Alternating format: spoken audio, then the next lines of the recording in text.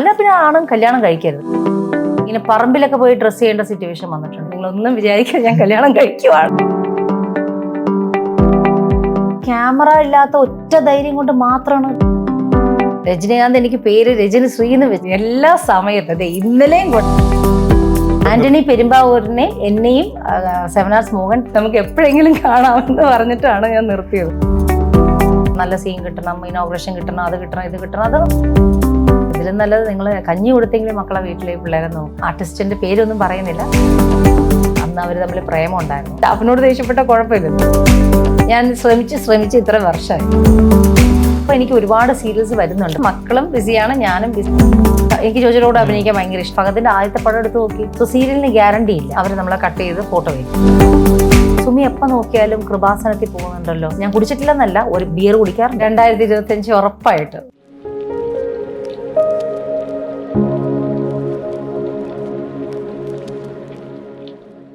ഒരുപാട് സന്തോഷമുണ്ട്. കാരണം നമ്മൾ എപ്പോഴൊക്കെയോ നമ്മൾ പഠിക്കുന്ന സമയത്തോ അല്ലെങ്കിൽ സ്കൂളിൽ പോകുന്ന സമയത്തോ ഒക്കെ ടി വി മാറി തിരിഞ്ഞു പോകുമ്പോൾ ഇങ്ങനെ കണ്ടുപോയൊരു മുഖം ഇപ്പൊ എന്റെ മുമ്പിൽ ഇങ്ങനെ ഇരിക്കുമ്പോൾ ശരിക്കും ഒരു സന്തോഷമുണ്ട്. നമുക്ക് അതൊരു എക്സൈറ്റ്മെന്റ് എന്നോ അല്ലെങ്കിൽ ഈ പറഞ്ഞ പോലെ നമുക്കുണ്ടാകുന്ന ഒരു സന്തോഷവും തന്നെ. ആ സന്തോഷം പങ്കുവെച്ചുകൊണ്ട് തന്നെ ഈ സിഗ്നേച്ചർ എന്ന ഷോയിലേക്ക് സ്വാഗതം. ശരിക്കും ഈ ഷോ കൊണ്ട് നമ്മൾ ഉദ്ദേശിച്ചത് ഞാൻ ഓൾറെഡി പറഞ്ഞിട്ടുണ്ടായിരുന്നു. ഇതൊരു ജീവിതം, നമുക്ക് ഓരോരുത്തർക്കും ഓരോ അനുഭവങ്ങളാണ്. ഇതും ഒരു അനുഭവമാണ് ഓരോരുത്തരുടെ. അപ്പൊ ഈ എപ്പിസോഡിൽ മേഡത്തിന്റെ അനുഭവങ്ങളിലൂടെ നമുക്ക് ഇങ്ങനെ പോകാം, സിനിമകളിലൂടെ സംസാരിക്കാം.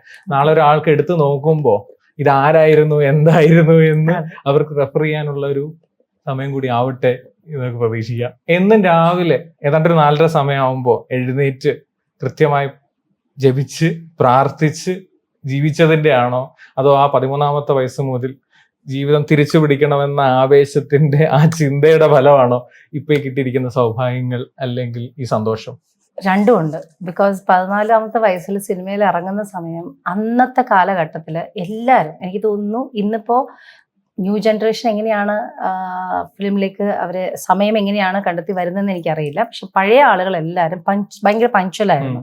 സോ ആ ഒരു കാര്യം എനിക്കും ഉണ്ട്. പഞ്ച്വാലിറ്റി. രാവിലെ എണീറ്റ് അന്നായാലും ഞാൻ പള്ളി പോവാറുണ്ട്. ഷൂട്ടിങ്ങിന് മുന്നേ ആയാലും പള്ളി പോയിട്ട് വന്നിട്ടാണ് ഞാൻ ഷൂട്ടിങ്ങിന് വരുന്നത്.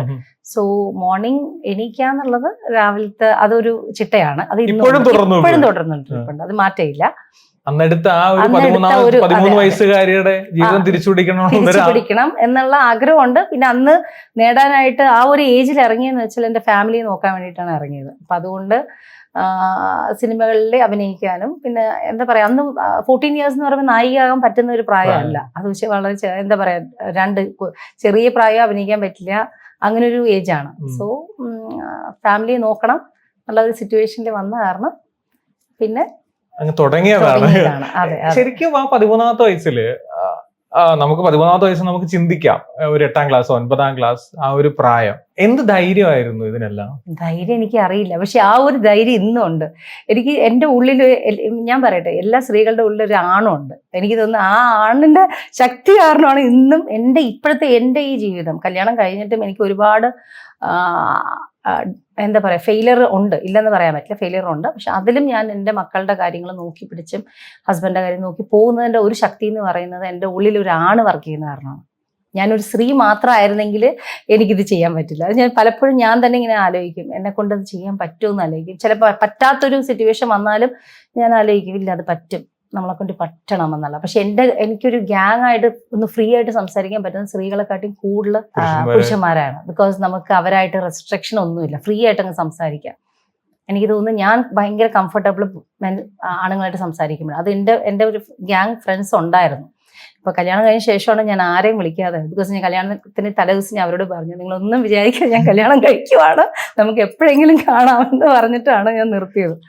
അല്ലാതെ എന്താ പറയാ, അങ്ങനെ അതാണ് ഒരു ധൈര്യം എന്ന് പറയുന്നത്. എന്റെ ഉള്ളിൽ ഒരു ആണ് ഉണ്ടെന്നുള്ള ഒരു ധൈര്യം. കുടുംബജീവിതത്തിന് കൂടുതൽ ഇമ്പോർട്ടൻസ് കൊടുത്തോണ്ടാണോ ആ സൗഹൃദ ബന്ധങ്ങളോട് എല്ലാവരോടും ഞാൻ പറഞ്ഞു, ഞാൻ നിങ്ങളെ വിളിച്ചു കഴിഞ്ഞാൽ ചിലപ്പോൾ എൻ്റെ ഹസ്ബൻഡ് എങ്ങനെ ഏത് രീതിയിൽ എടുത്തെന്ന് വരില്ല. ബിക്കോസ് അദ്ദേഹം ഒരു സിനിമ ഫീൽഡിലാണെങ്കിൽ എനിക്കിത് ബുദ്ധിമുട്ടില്ല. പക്ഷെ ഇതിപ്പോ സിനിമ എന്തെന്ന് അറിയത്തില്ല, അദ്ദേഹത്തിന് സിനിമയെ കുറിച്ചുള്ള കാര്യങ്ങൾ അറിയില്ല. അങ്ങനെ ഒരു വ്യക്തിയെ കല്യാണം കഴിച്ച് ഒരു 2-3 മാസം കഴിഞ്ഞപ്പോൾ എനിക്ക് അദ്ദേഹത്തിന് മനസ്സിലായി എന്താന്നുള്ളത്. അപ്പോൾ പിന്നെ അതിനുശേഷം ഞാൻ ഫ്രണ്ട്സിനോട് പറഞ്ഞു, നിങ്ങളൊന്നും വിചാരിക്കരുത്, ഞാൻ ബിക്കോസ് എല്ലാവർക്കും അറിയാം ഞാനൊരു കറക്റ്റ് ആണാണെന്ന് തന്നെ അറിയാം. അതുകൊണ്ട് അവരും പറഞ്ഞു, നിന്നെ ഞങ്ങൾ ശല്യപ്പെടുത്തുന്ന ഒന്നുമില്ല, നിനക്ക് എപ്പോൾ സൗകര്യം കിട്ടിയാലും വിളിച്ചാൽ മതി എന്ന് പറഞ്ഞു. എപ്പോഴെങ്കിലും കാണാം, ഒരു കുഴപ്പമില്ല. അതുകൊണ്ട് വിളിച്ചില്ലെങ്കിൽ അവർക്കറിയാം ഇവിടെയൊക്കെ തന്നെ ഉണ്ട് എന്നുള്ളത്. അതെ, അറിയാം. എന്തായാലും ഈ 2025 ഒരു പുതിയ എന്തൊക്കെയോ തീരുമാനങ്ങളുടെ ഒരു തുടക്കമായിട്ടോ അല്ലെങ്കിൽ എന്തൊക്കെയോ പ്രതീക്ഷകളുടെ ഒരു വർഷമായിട്ട് കരുതുന്നുണ്ടോ 2025? ഉറപ്പായിട്ട് എന്റെ മനസ്സിൽ സ്റ്റാർട്ടിങ് തന്നെ ഉണ്ട്, ഇന്ന കാര്യങ്ങൾ ചെയ്യണമെന്നുണ്ട്. അത് മാത്രമല്ല, ആ കാര്യങ്ങൾ നടത്തിയെടുക്കാനും ഞാൻ മനസ്സിൽ പ്ലാൻ ചെയ്തിട്ടുണ്ടായിരിക്കുന്നത്. അതുകൊണ്ട് ഉറപ്പായിട്ട് അത് സംഭവിക്കട്ടെ. അതെ, സംഭവിക്കട്ടെ. ഈ എന്തുകൊണ്ടാ 13ാമത്തെ വയസ്സിൽ സിനിമ എന്ന് പറയുന്ന ഒരു മേഖല? മറ്റേ ഈ പറഞ്ഞ പോലെ മറ്റെന്തെങ്കിലും കാര്യങ്ങൾ നോക്കാമായിരുന്നു, അല്ലെങ്കിൽ മറ്റെന്തെങ്കിലും പഠിച്ച് പെട്ടെന്ന് ജോലി കിട്ടുന്ന കാര്യങ്ങൾ ചെയ്യാം. അന്നൊരു പക്ഷേ ആദ്യത്തെ ഒരു ചിന്തയിലും വരില്ല സിനിമ എന്ന് പറയുന്ന ഒരു കാര്യം. ഒരുപാട് പ്രത്യേകിച്ച് അന്നത്തെ സാഹചര്യങ്ങളിൽ ഒരു ഓർത്തഡോക്സ് ഫാമിലി, തമിഴ്നാട്ടിൽ ജീവിക്കുന്ന ജീവിതം, അച്ഛന്റെ കാര്യം ഒക്കെ ചിന്തിക്കുമ്പോൾ അമ്മാവന്റെ അല്ലെങ്കിൽ അങ്ങനെയുള്ള കുടുംബക്കാരുടെ സപ്പോർട്ടിൽ കുടുംബ വീട്ടിൽ താമസിക്കുമ്പോൾ നമ്മൾ സാധാരണ ഒരു പെൺകുട്ടി ചിന്തിക്കുന്നത് വെച്ച് കഴിഞ്ഞാൽ പഠിച്ചൊരു ഗവൺമെന്റ് ജോലി എന്തെങ്കിലും നോക്കും, അല്ലെങ്കിൽ അന്ന് ടൈപ്പ് റൈറ്റിംഗ് പോലുള്ള കാര്യങ്ങൾ ചെയ്ത് എന്തെങ്കിലും പഠിക്കാൻ നോക്കും. ഇതിൽ നിന്നൊക്കെ വിഭിന്നമായിട്ട് സിനിമ എന്ന് പറയുന്ന ഒരു മേഖലയിലേക്ക് പോകാനുള്ള കാരണം? സിനിമ എന്ന മേഖലയിലേക്ക് പോകാനുള്ള കാരണമല്ല, സിനിമ എനിക്ക് എന്താ പറയുക, ഞാനൊരു പള്ളി പോയ സമയത്ത് ഒരു ചെറിയൊരു ആഡ് ഫിലിമിലേക്ക് വേണ്ടിയിട്ട് ഒരു വ്യക്തി അമ്മയോട് ചോദിച്ചു, ഈ ഒരു ചെറിയൊരു സംഭവം എടുക്കാൻ വേണ്ടിയിട്ട് കൊച്ചി റെഡിയാണോ എന്ന് ചോദിച്ചു. അങ്ങനെ 2 ഫോട്ടോ എടുക്കാൻ വേണ്ടിയിട്ടാണ് വിളിച്ചത്. ആ ഫോട്ടോ കൈ കിട്ടിയപ്പോൾ ഞാൻ പറഞ്ഞു, മമ്മ അത് കൊള്ളാമല്ല ഫോട്ടോ എന്ന് പറഞ്ഞു. അപ്പോൾ അദ്ദേഹം പറഞ്ഞു, ഇങ്ങനെ ഒരു പടം എടുക്കുന്നുണ്ട്, 7 ആർട്സ് മൂവീസ് ആണ് എടുക്കുന്നത്, 3-ാം മുറ എന്നാണ്, നമുക്ക് നിങ്ങൾ വേണമെങ്കിൽ അവിടെ ചെന്ന് കാണുക. കച്ചേരിപ്പടി എവിടെയാണെന്ന് പോലും അറിയത്തില്ല. കച്ചേരിപ്പടിയുടെ ഓഫീസ് സ്റ്റാർട്ടിങ് എനിക്ക് തോന്നുന്നു അവിടെ നിന്ന് ഒരു ഷീമാട്ടി ഇപ്പം ഇരിക്കുന്നതിന്റെ നേരെ ഓപ്പോസിറ്റ് ആണ് അവരുടെ ഓഫീസ്. അപ്പൊ അവിടെ ചെന്ന്, അത് തോംസൺ ആണെന്ന് അറിയത്തില്ല.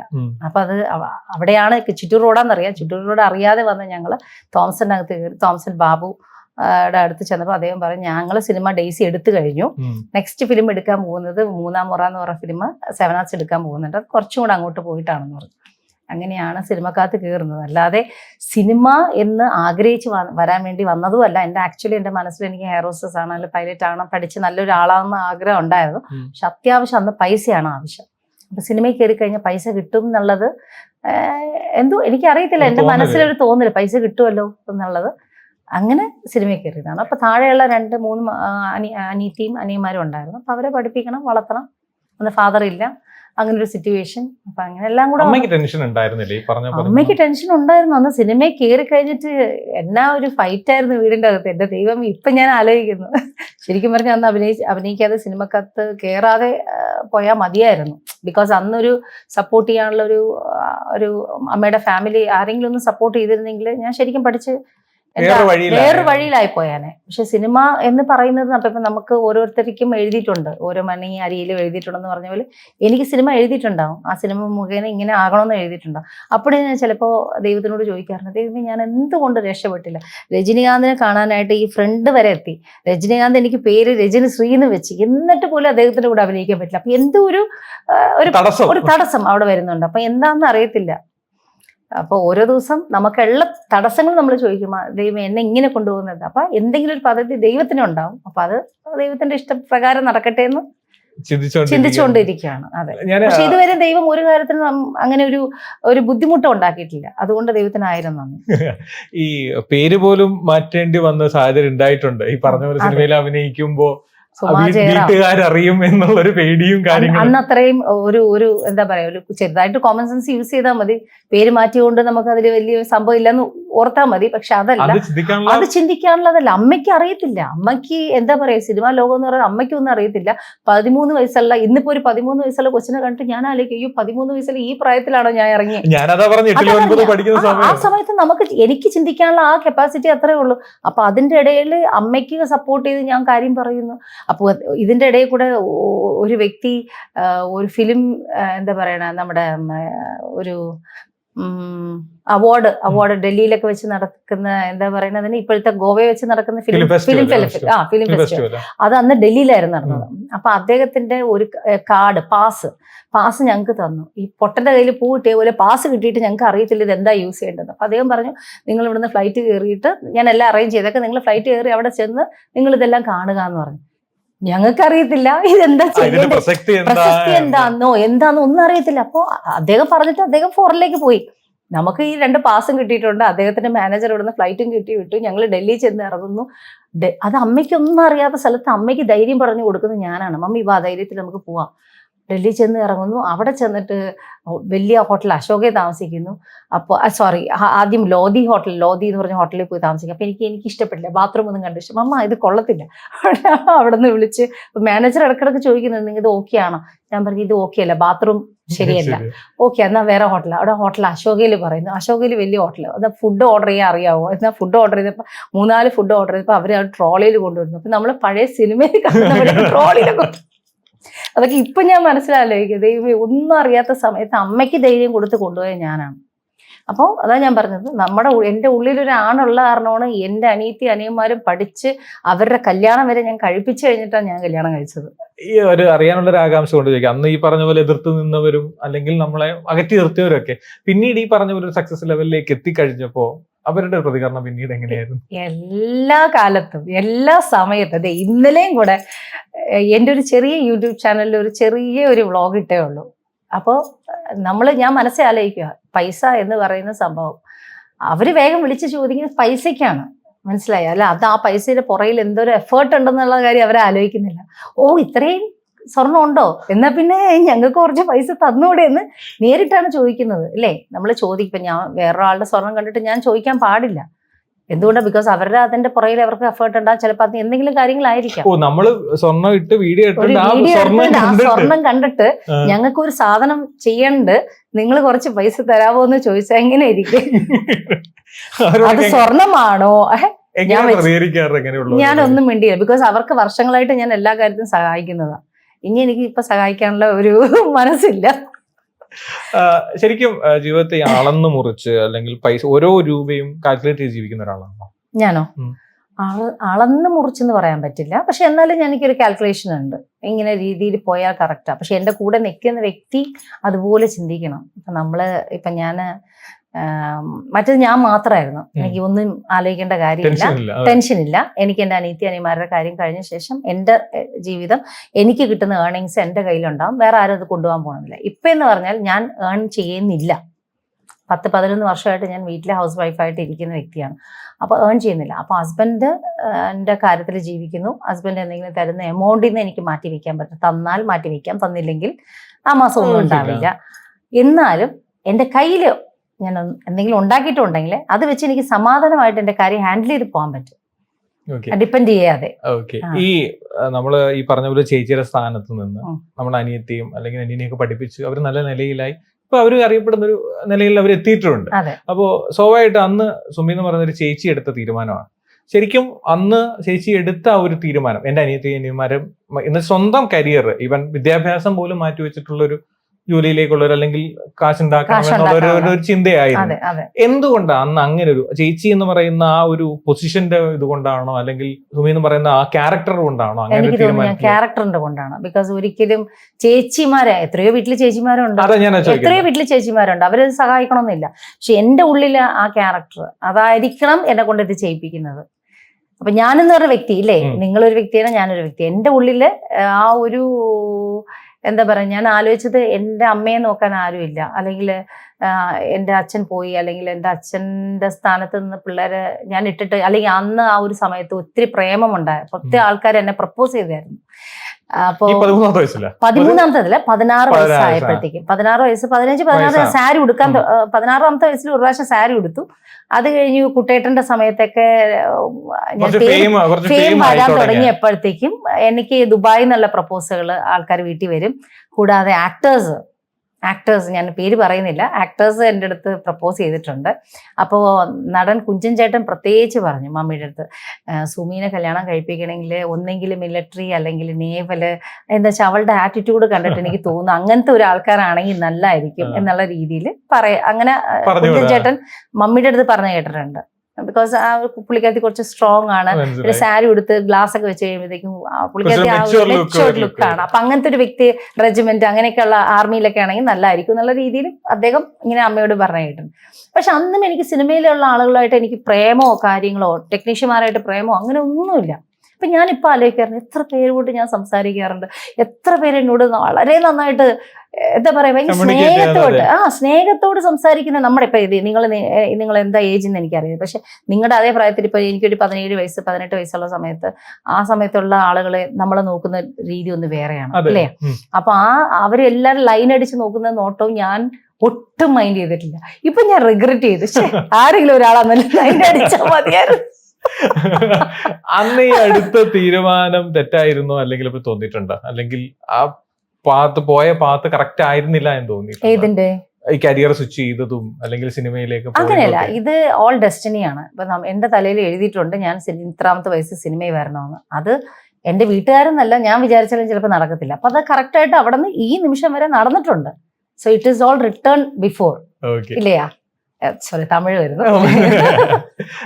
ഈ തുടക്കം എഴുതി വെച്ച മൂന്നാം മുറ എന്ന് പറഞ്ഞ ചിത്രം, അന്ന് ഈ പറഞ്ഞ പോലെ അന്ന് മലയാള സിനിമയിൽ ഒരു ഭയങ്കര ആക്ഷൻ ലെവലില് അല്ലെങ്കിൽ ഒരു പുതുമ ഉണ്ടാക്കിയ ഒരു സിനിമ തന്നെയായിരുന്നു അന്ന് മസാന്റെ സിനിമ എന്ന് പറയുമ്പോൾ.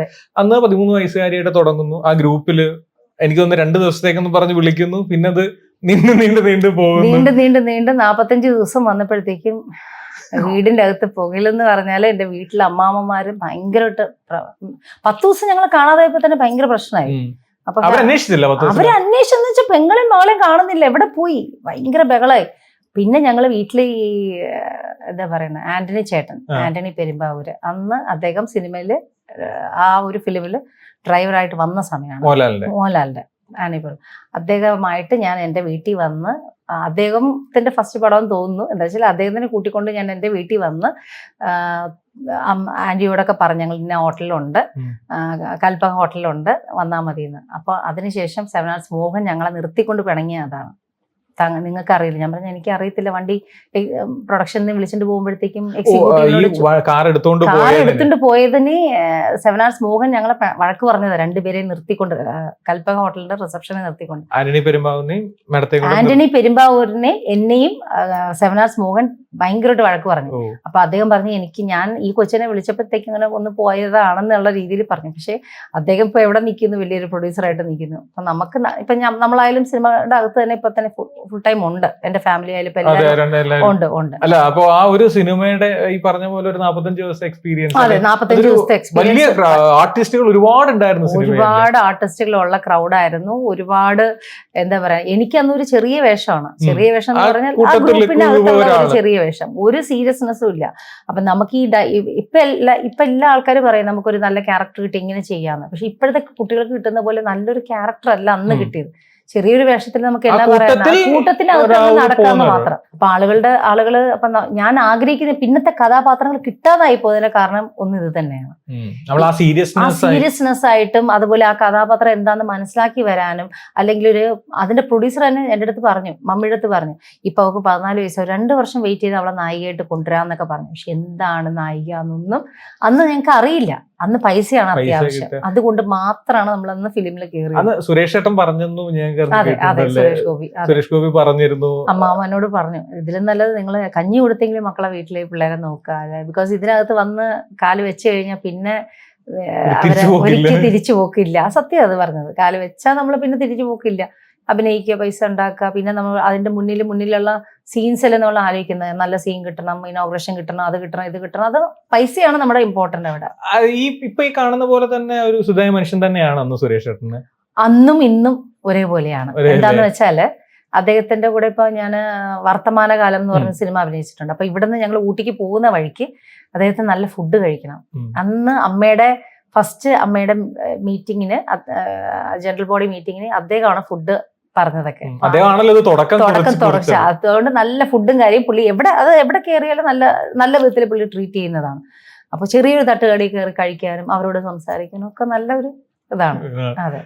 അവിടുന്ന് പിന്നെ ഒരു രണ്ടാമത്തെ സിനിമയിലേക്കുള്ള ഒരു ചാൻസ് എങ്ങനെയായിരുന്നു? അത് കഴിഞ്ഞ് ജസ്റ്റ് ഒരു 3-4 ഡേയ്സ് കഴിഞ്ഞപ്പോ തന്നെ ആര്യൻ എന്ന് പറഞ്ഞ ഫിലിം ഉണ്ടായിരുന്നു, മോഹൻലാലും പ്രിയദർശന്റെ. അങ്ങോട്ട് വിളിച്ചു, അവിടെ ചെന്നു. ആരെയും കഴിഞ്ഞിട്ട് ഉടനെ പിന്നെയും ഉത്സവപ്പിട്ടിരുന്ന്. അത് കഴിഞ്ഞ് ഒരു മാസം കഴിഞ്ഞപ്പോ അടിക്കുറിപ്പ്, അങ്ങനെ ന്യൂ ഇയർ, വർത്തമാനം, റെഗുലറായിട്ട് ഓരോ ക്യാരക്ടർ വന്നു. പിന്നെ ഹീറോയിനായിട്ട് വന്ന ഒരു പടം വന്നു. അത് കഴിഞ്ഞ് ഒരു ഫിലിം ചെയ്തു ഹീറോയിനായിട്ട്. പിന്നെ അത് കഴിഞ്ഞിട്ട് പിന്നെ സെക്കൻഡ് ഹീറോയിനായി പോയി. സിദ്ദിഖിന്റെ കൂടെ 2-3 ഫിലിം സെക്കൻഡ് ഹീറോയിനായിട്ട് ചെയ്തു. പിന്നെ സീരിയല് വന്നു. സീരിയലിലേക്ക് ഈ ടൈപ്പ് കാസ്റ്റ് ചെയ്തപ്പെട്ടു തോന്നുന്നുണ്ടോ ഈ പറഞ്ഞ ഒരു സെക്കൻഡ് ലെവൽ ഹീറോയിൻ എന്നുള്ള രീതിയിൽ? അത് അറിയത്തില്ലായിരുന്നു എനിക്ക് അന്ന് നമുക്ക് അറിയില്ലല്ലോ. ഒന്നെങ്കിൽ പെങ്ങള് അല്ലെങ്കിൽ പിന്നെ അന്ന് ഭയങ്കര ഫൈറ്റിംഗ് ആയിരുന്നു. ഇങ്ങനെ ഒരു ക്യാരക്ടർ റെഡിയായി എന്ന് അറിഞ്ഞു കഴിഞ്ഞാൽ പിന്നെ ഒരുപാട് പ്രഷറാണ്, മേളിൽ നിന്നുള്ള പ്രഷറാണ്. അപ്പൊ ആർട്ടിസ്റ്റിന്റെ പേരൊന്നും പറയുന്നില്ല. അപ്പൊ അവരുടെയൊക്കെ പ്രഷർ വരുമ്പോഴത്തേക്കും എനിക്ക് ചിലപ്പോൾ അത് ഹാൻഡിൽ ചെയ്യാൻ പറ്റില്ല. സപ്പോർട്ട് കാര്യങ്ങളൊന്നുമില്ല. അതുപോലെ ഫിലിം ബാക്ക്ഗ്രൗണ്ടിൽ വന്ന ആളുമല്ല ഞാൻ. അല്ലെങ്കിൽ ഇമ്പോർട്ടൻസ് ആയിട്ട് ഇന്ന ക്യാരക്ടർ ചെയ്യണം, അല്ലെങ്കിൽ ഇന്ന ക്യാരക്ടർ കഴിഞ്ഞിട്ട് ഒരു മെയിൻ ഹീറോയിനായിട്ട് ചെയ്യണം, അല്ലെങ്കിൽ കുട്ടേട്ടം കഴിഞ്ഞ ഉടനെ തന്നെ അടുത്ത ഫിലിമിൽ ഹീറോയിനായിട്ട് ചെയ്യണം. പ്ലാൻ ഇല്ലാതെ ഏതിന്റെ ആണ് എന്റെ ഒരു ലൈഫിൽ ഇങ്ങനെ ഒരു ചെറിയ ഈ നമ്മുടെ കോട്ടയം കുഞ്ഞേശ്വരിൽ ഞാൻ കേട്ടിട്ടുണ്ട് ആ ക്യാരക്ടർ ചെയ്യേണ്ടതായിരുന്നു. അത് ലൊക്കേഷനിൽ ഉഷയുടെ ക്യാരക്ടർ, അത് ലൊക്കേഷനിൽ ചെന്ന് കഴിഞ്ഞ് എനിക്ക് മണി സാർ അതിന്റെ സ്ക്രിപ്റ്റ് ഒക്കെ എടുത്ത് തന്ന് എല്ലാം വായിച്ച് എല്ലാം കഴിഞ്ഞ് 3-4 ദിവസം കഴിഞ്ഞപ്പോഴത്തേക്കും അവിടെ നിന്ന് പറഞ്ഞു പൊക്കോളാൻ പറഞ്ഞു. എന്താണെന്ന് അറിയത്തില്ല, പൊക്കോളാൻ പറഞ്ഞപ്പോൾ ഞങ്ങളും കൂടെ പോകുന്നു. അപ്പൊ അത് ഈ ക്രിസ്മസ് സമയമായിരുന്നു. പോകുന്ന പൈസ ഒന്നും കിട്ടിയില്ല എന്നുള്ള സങ്കടം, പിള്ളേർക്ക് ഡ്രസ്സ് വാങ്ങിക്കാൻ പറ്റിയില്ല. ആ സമയത്ത് അത് അന്നത്തെ ഇന്റർവ്യൂവിൽ അന്ന് നാനാ പല്ലിശ്ശേരി ഉണ്ടല്ലോ, പുള്ളിയോട് സംസാരിക്കുകയും ചെയ്തു. പൈസ ഒന്നും കിട്ടിയില്ല, ഞങ്ങൾ പറഞ്ഞു വിട്ടു എന്നുള്ള രീതിയിൽ അദ്ദേഹം അത് എഴുതി വെക്കുകയും ചെയ്തു നാനയില്. അത് കഴിഞ്ഞപ്പോഴത്തേക്കും ഒരു ക്വസ്റ്റ്യൻ പോലെ അത് കഴിഞ്ഞിട്ടാണ് എനിക്ക് പിന്നെ കുട്ടേട്ടൻ ഫിലിം കിട്ടുന്നത്. അത് പിന്നെ മമ്മൂട്ടി സാറിൻ്റെ അടുത്ത് സുരേഷ് ബാബു പറയുകയും ചെയ്തു. അന്ന് അവർ തമ്മിൽ പ്രേമം ഉണ്ടായിരുന്നു. അങ്ങനെ എനിക്ക് ഉഷനെ വേണം, ഞാൻ അങ്ങനെ വെച്ചിരിക്കുകയാണ്. അപ്പോഴാണ് പ്രൊഡ്യൂസറിന്റെ സൈഡിൽ നിന്ന് സുമ ഇങ്ങനെ വന്നിട്ടുണ്ട്, ഇച്ചാക്ക ഒന്ന് മാറ്റി തരണം എന്നുള്ള രീതിയിൽ. അദ്ദേഹത്തിനും അറിയത്തില്ലായിരിക്കാം, മമ്മൂട്ടി സാറിനും അറിയത്തില്ലായിരിക്കാം. അങ്ങനെ ഈ സ്ട്രോങ് വുമൺ, ഈ പറഞ്ഞ പോലെ ഒരു ഉള്ളിൽ ഒരു പുരുഷനുണ്ടെന്ന് വിചാരിക്കുന്ന ഈ സ്ട്രോങ് വുമൺ എപ്പോഴാണ് സ്വന്തമായിട്ട് ഈ പറഞ്ഞ പോലെ ഒന്ന് കരയാറുള്ളത്? സ്വന്തം, അതാ സത്യമുള്ള കാര്യമായിട്ട് ഇപ്പൊ ചോദിച്ചത്. എന്താണെന്ന് വെച്ചാൽ ഞാൻ സമ്മർ ഇൻ അമേരിക്ക എന്ന് പറഞ്ഞ ഒരു സീരിയലിന് വേണ്ടിയിട്ട് അമേരിക്കക്ക് ഒരു 6 മാസം പോയായിരുന്നു. മല്ലിക ചേച്ചി, അംബിക ചേച്ചി എല്ലാവരും ഉള്ള സീരിയല്. അവിടെ 6 മാസം പോയിട്ട് ഈ പറഞ്ഞ പോലെ അവിടുത്തെ യൂണിറ്റിലെ ആൾക്കാർ എന്ന് വെച്ചാൽ നമ്മൾ അന്ന് ക്യാമറയും എല്ലാം ഞങ്ങൾ തന്നെ എല്ലാം സപ്പോർട്ട് ചെയ്ത് എല്ലാം ചെയ്യണം. അരി കൊണ്ടുപോയ കഥയല്ലേ അതിലേക്ക് ഞാൻ വരാം. ഓക്കെ. അപ്പോ അവിടെ ചെന്ന് കഴിഞ്ഞിട്ട് ഈ പറഞ്ഞ പോലെ ലാസ്റ്റ് ആയപ്പോഴത്തേക്കും അതിന്റെ ക്യാമറമാൻ ഇങ്ങനെ പറഞ്ഞു, നമ്മൾ ഈ 6 മാസം ഇവിടെ വർക്ക് ചെയ്തു, ഈ 6 മാസത്തിൽ സുമ ഫുൾ ടൈം ചിരിയാണ്, അല്ലെങ്കിൽ ഫുൾ ടൈം എപ്പോഴും ജോബിലായിട്ട് കുക്ക് ചെയ്യുക, കാര്യങ്ങൾ നമുക്കെല്ലാം എല്ലാ കാര്യങ്ങളും ഹെൽപ്പ് ചെയ്ത് തരിക, എല്ലാം ചെയ്യും. ആക്ച്വലി ഇവിടെ എല്ലാവരും വന്ന് 1 വീക്ക് കഴിഞ്ഞപ്പോൾ എല്ലാവരുടെ മുഖവും ടയേർഡായി, കരച്ചിൽ, സങ്കടം, പ്രൊഡ്യൂസറിന്റെ ഫ്രണ്ടിൽ കരച്ചിലൊക്കെയാണ്. സുമ എപ്പോഴാണ് കരയുന്നത്? ഞാൻ കരയുന്നത് ബാത്റൂമിൽ പോയി വെള്ളം ഓൺ ചെയ്തിട്ടാണ് കരയുന്നത്. ബിക്കോസ് എനിക്ക് എന്റെ കരച്ചിൽ കാണിക്കാനായിട്ട് താല്പര്യമില്ല. ഞാൻ കരയാറില്ലെന്നല്ല, കരയാറുണ്ട് മനസ്സിൽ.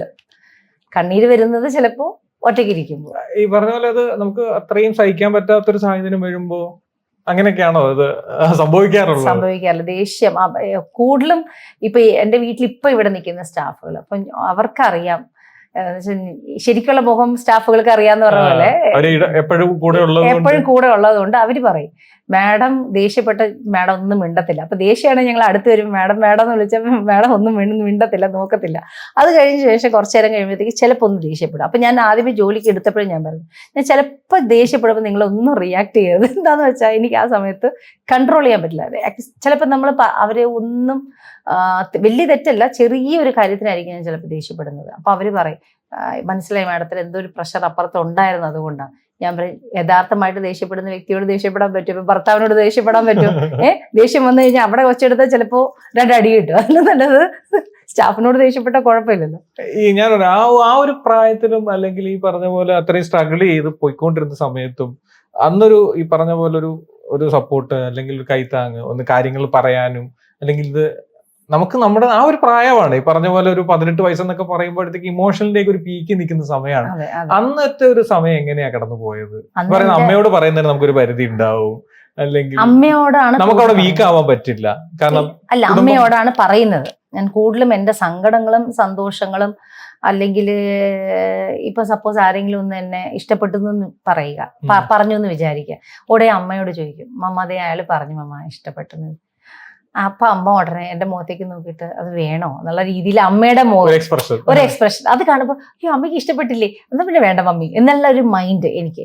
സത്യം പറഞ്ഞ ആ ഒരു സമയത്ത് അമ്മയാണ് എനിക്ക് ഇമ്പോർട്ടന്റ്. അമ്മയുടെ മുഖത്ത് ഒരു മാറ്റം വന്നാൽ അമ്മയ്ക്ക് ഇഷ്ടമല്ലെങ്കിൽ ഞാൻ നോക്കത്തില്ല. അമ്മ വിഷമിക്കാതിരിക്കാൻ ഞാൻ ശ്രമിച്ച് ഇത്ര വർഷമായി.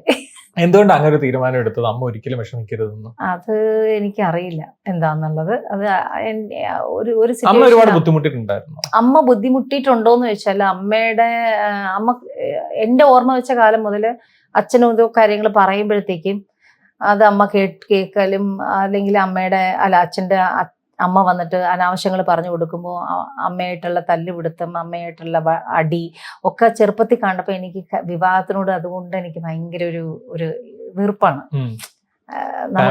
ഫാമിലി എന്നുള്ള ആ ഒരു സെറ്റപ്പ്. ഇനി കല്യാണം കഴിച്ചു കഴിഞ്ഞാൽ നമ്മളെ ഇതുപോലെ ഒരുത്തം വന്നു കഴിഞ്ഞാൽ പ്രശ്നം ഉണ്ടാവും, അടി വിട്ടു, അങ്ങനെയൊക്കെ ഉള്ള കാരണമെന്ന് അറിയത്തില്ല. പക്ഷെ അമ്മ ഒരുപാട് ബുദ്ധിമുട്ടിയിട്ടുണ്ട്. അമ്മ ഇല്ലെന്ന് പറയാൻ പറ്റില്ല, അമ്മ ഒരുപാട് ബുദ്ധിമുട്ടിയിട്ടുണ്ട്. പക്ഷെ ആ അമ്മയെ ആരെങ്കിലും എന്തെങ്കിലും ഇപ്പോഴും പറഞ്ഞു കഴിഞ്ഞാൽ എനിക്ക് അപ്പ ദേഷ്യം വരും. അമ്മ ഇപ്പൊ സിനിമയിലൊക്കെ അഭിനയിച്ച്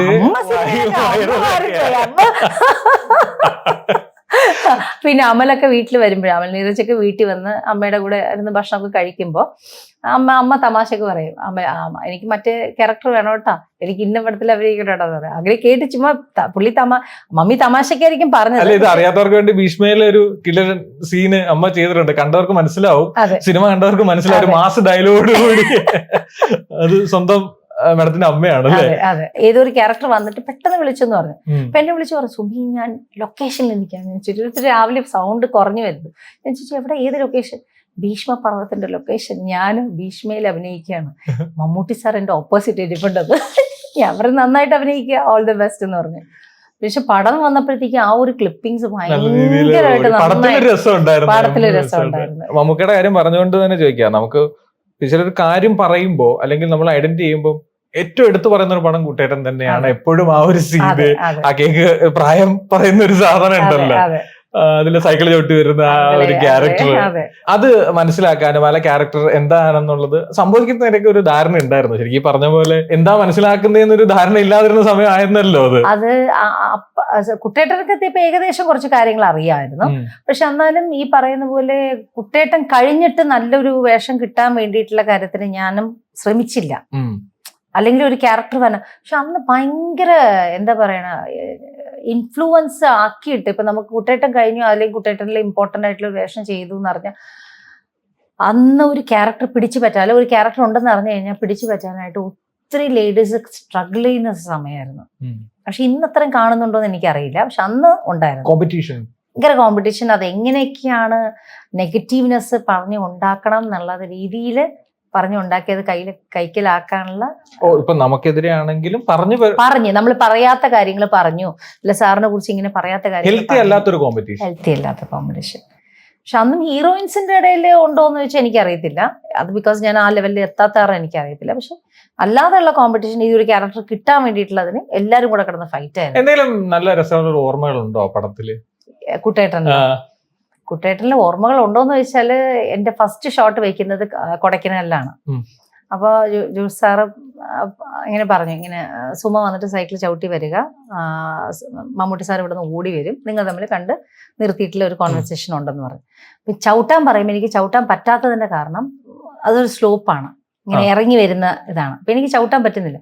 ഒരു 5-6 ടേക്ക് ആയപ്പോഴത്തേക്കും ഞാൻ പറഞ്ഞില്ല സാർ എനിക്ക് ചവിട്ടാൻ പറ്റുന്നില്ല, ഞാൻ കാല് വെച്ച് കഴിയുമ്പോഴത്തേക്കും ഓട്ടോമാറ്റിക് സൈക്ലിങ് വരുവാന്ന് പറഞ്ഞു. പിന്നെ അത് കഴിഞ്ഞ ശേഷമുള്ള ഒരു കോൺവെർസേഷൻ എടുത്തു, ആ ഒരു ഷോട്ട് എടുത്തിട്ട് പറഞ്ഞു എനിക്ക് എന്തും ഇവിടെ ഇത് ഇഷ്ടപ്പെട്ടില്ല, നമുക്ക് ഷിഫ്റ്റ് ടു ഊട്ടി എന്ന് പറഞ്ഞു. അത് മറക്കാൻ പറ്റില്ല. ബിക്കോസ് ഇത്രയും ഒരു ഷോട്ട് കഴിഞ്ഞിട്ട് ഇത്രയും ഗ്രൂപ്പ് ഓഫ് ആൾക്കാർ നമ്മളെല്ലാവരും കൂടെ ഷിഫ്റ്റ് ചെയ്യുവാണ് ഊട്ടിയിലേക്ക്. അത് മറക്കാൻ പറ്റാത്ത സംഭവം എന്ന് വെച്ചാൽ എന്താ പറയുക, ഒരു ഷോട്ട് മാറി ഇതിനാണ്. ബിക്കോസ് എനിക്ക് അന്നത്തെ കാര്യങ്ങളൊന്നും എനിക്ക് അറിയില്ല. അറിയില്ല. ബിക്കോസ് ഇതെന്തുകൊണ്ട് മാറ്റിയതാ, ഇനിയിപ്പോൾ അതിന്റെ ബാക്കിൽ വേറെ എന്തെങ്കിലും ആണോന്ന് എനിക്കറിയില്ല. പക്ഷെ എന്റെ കൺമുന്നിൽ കാണുന്നത് എന്റെ ഷോട്ട് കഴിഞ്ഞപ്പോഴത്തേക്കും ഷിഫ്റ്റ് എന്ന് പറഞ്ഞ് കേട്ടു. എങ്ങോട്ടാന്ന് വെച്ചാൽ ഊട്ടി എന്ന് പറഞ്ഞു. ഊട്ടി, ഓ അപ്പൊ കൊടൈക്കനാൽ കഴിഞ്ഞ് നെക്സ്റ്റ് ഊട്ടി. അപ്പൊ എന്റെ മനസ്സിലാവോ ഒരു സ്ഥലം കണ്ടു കഴിഞ്ഞു, ഇനി അടുത്ത ഊട്ടി. അപ്പൊ ഊട്ടി എന്ന് പറയുന്നത് എന്റെ സ്ഥലമാണ്, ഞാൻ പഠിച്ച സ്ഥലമാണ്. അപ്പൊ എന്റെ സ്കൂള്, എന്റെ പഠിച്ച സ്ഥലത്ത് എനിക്ക് ഒന്നും കൂടെ ഹാപ്പിയായി. ഓ മമ്മി, കൊടൈക്കനാലിൽ നമ്മൾ നേരെ ഊട്ടിയിലേക്ക് പോവാണ്. അപ്പൊ കൊടൈക്കനാലിൽ വെച്ചിട്ടാണ് ആദ്യം ഒന്ന് സൈക്കിളൊക്കെ ഒന്ന് പ്രാക്ടീസ് ചെയ്യിപ്പിച്ചത്. അപ്പൊ ഓൾറെഡി ഞാനൊരു 5 ദിവസത്തിന് മുന്നേ അവിടെ വന്നു, സൈക്കിൾ ഒന്ന് പ്രാക്ടീസ് ചെയ്തു. അപ്പൊ ഇന്നിപ്പോ സിനിമയിലൊരു എന്റെ സെയിം ഏജ് എന്ന് പറഞ്ഞാൽ എന്നൊരു 4 വയസ്സിന് മൂത്ത ഒരു ലേഡിയുണ്ട്. അപ്പൊ അവര് ആ പടത്തിൽ അഭിനയിക്കാൻ വേണ്ടി വന്നു. അപ്പോൾ അവിടെ നിന്ന് അവരെ പറഞ്ഞു വിട്ടു. അപ്പൊ അവർക്ക് അതിന്റെ ഒരു സങ്കടം ഉണ്ടായിരുന്നു. അറിയാലോ, നമ്മൾ പലതവണ കണ്ടിട്ടുള്ള കാര്യമാണ്. അതെ അതെ അതെ. അപ്പൊ അവർക്ക് എന്ന് വെച്ചാൽ അവർക്ക് അതിന് പറ്റിയ ക്യാരക്ടർ ഇല്ല, അതുകൊണ്ടാണ് അവരെ വിട്ടത്. പക്ഷെ അവർക്ക് നോക്കുമ്പോഴത്തേക്കും ഓ ഈ കൊച്ചു വന്ന കാരണമാണ് എനിക്ക് ക്യാരക്ടർ ഇല്ലാതെ. പക്ഷെ ഇന്നും ആ ഗ്രജ് അവർക്കുണ്ട്, മിസ്അണ്ടർസ്റ്റാൻഡിങ് ഇപ്പോഴും ഉണ്ട്. ഞാൻ ആലോചിക്കുക, അയ്യോ ഞാനായിട്ട് ഇന്ന് വരെ ഒരാളുടെ ക്യാരക്ടർ തട്ടിപ്പറിക്കാനോ അവരുടെ ക്യാരക്ടർ ഫൈറ്റ് ചെയ്യാനോ ഒന്നും ഞാൻ നിന്നിട്ടില്ല. അത് മേ ബി എനിക്കറിയത്തില്ല. സീരിയൽ ഈ പറഞ്ഞ പോലെ ഉണ്ടാക്കിയ ഒരു ഇമ്പാക്റ്റും സിനിമയിൽ ഈ പറഞ്ഞ പോലെ അന്ന് ഓഡിയൻസിനെ കുറയ്ക്കാൻ വരെ ആ സീരിയലിന് സാധിച്ചു എന്ന് പറഞ്ഞ് കേട്ടിട്ടുണ്ട്. സത്യമായിരുന്നു. ഓക്കെ. ഈ നമ്മളതാ പറഞ്ഞു വന്നത്, ഈ സീരിയലുകാരുള്ളൊരു അമർഷം സിനിമാക്കാരൻ അന്നും ഉണ്ട് ഇന്നും ഉണ്ട് എന്നുള്ളത്. അന്നുണ്ട് ഇന്നും ഉണ്ട്. സിനിമ തുടങ്ങി വന്ന ആളാണെങ്കിൽ പോലും സീരിയൽ വന്നു കഴിഞ്ഞാൽ പിന്നെ സീരിയലുകാരാണെന്നുള്ളൊരു കാറ്റഗറൈസേഷൻ സംഭവിക്കുന്നുണ്ട്. അത് നേരിട്ടിട്ടുള്ള ഒരാൾ കൂടിയാണല്ലേ? ഒരുപാട് ഇപ്പൊ മാറിയെന്ന് തോന്നുന്നുണ്ടോ? ഇപ്പൊ മാറിയെന്ന് വെച്ചാൽ ഇപ്പൊ എനിക്ക് ഒരുപാട് സീരിയൽസ് വരുന്നുണ്ട്, ഫ്ലവേഴ്സിൽ നിന്നൊക്കെ ഒരുപാട് വരുന്നുണ്ട്. പക്ഷെ ഞാൻ ഇനി സീരിയൽ ചെയ്യുന്നില്ല. ഇനി സിനിമയിലാണ് വന്നെങ്കിൽ ഞാൻ സിനിമയിൽ ചെയ്യത്തുള്ളൂ, അല്ലെങ്കിൽ സീരിയൽ ചെയ്യാൻ എനിക്ക് താല്പര്യമില്ല. അതുകൊണ്ട് ബിക്കോസ് ഇത്രയും ദിവസം എനിക്കതിൽ കൊടുക്കാനായിട്ട് മാറി നിൽക്കാൻ പറ്റത്തില്ല. ബിക്കോസ് എനിക്ക് ഫാമിലിയുടെ കാര്യം നോക്കണം, പ്രത്യേകിച്ച് ഇപ്പോൾ കുട്ടികളുള്ള കാരണം കുട്ടികളുടെ കാര്യം നോക്കണം. അതുകൊണ്ട് അതെ, കുട്ടികളുടെ കാര്യം പറഞ്ഞുകൊണ്ട് അറിയാൻ കൂടുതൽ ആകാംക്ഷ കൊണ്ട് ചോദിക്കുക. അവരെ കുറിച്ചുകൂടി രണ്ടുപേര് ട്വിൻസ് ആണ്. എങ്ങനെയുണ്ട് അവര്? ഫുൾ ടൈം ബിസിയാണ്. ഫുൾ ടൈം ബിസി എന്ന് പറഞ്ഞാൽ മക്കളും ബിസിയാണ്, ഞാനും ബിസിയാണ്. അവരെന്റെ പേരിട്ടിരിക്കുന്നത് സുമി ത്വയ്ത. വാട്ട് ഈസ് മമ്മാസ് നെയിം എന്ന് ചോദിക്കും. അപ്പൊ പറയും സുമി ത്വയ്ത. എന്താന്ന് വെച്ചാൽ പപ്പ വണ്ടി ഓടിക്കുന്ന മൊത്തം ഞാനാണ്. അപ്പൊ ഞാൻ പറയും നീ എന്നെ ഡ്രൈവർ ആക്കിയ മോനെ, മക്കളെ ഡ്രൈവർ ആക്കിയ സുമി ത്വയ്ത. ഈ പറഞ്ഞ പോലെ രണ്ടുപേരാകുമ്പോ അത്രയും അവരെ കെയർ ചെയ്യണം. പിന്നെ ആളുകളുടെ വിചാരം ഞാൻ 4 പേരെ നിർത്തിയിരിക്കുന്നത് വല്ല ഒരു ടെൻഷനും ഇല്ല. സുമി ഫുൾ ടൈം റെസ്റ്റ് ആണ്. 4 ജോലിക്കാരത് നോക്കുന്നതെന്ന്.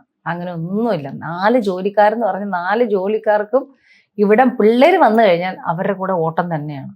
എനിക്ക് പോലും എന്റെ 4 ജോലിക്കാരെ വെച്ചുകൊണ്ട് കാര്യമില്ല. മക്കളെ നോക്കണേ, എന്റെ കണ്ണ് തന്നെ വേണം.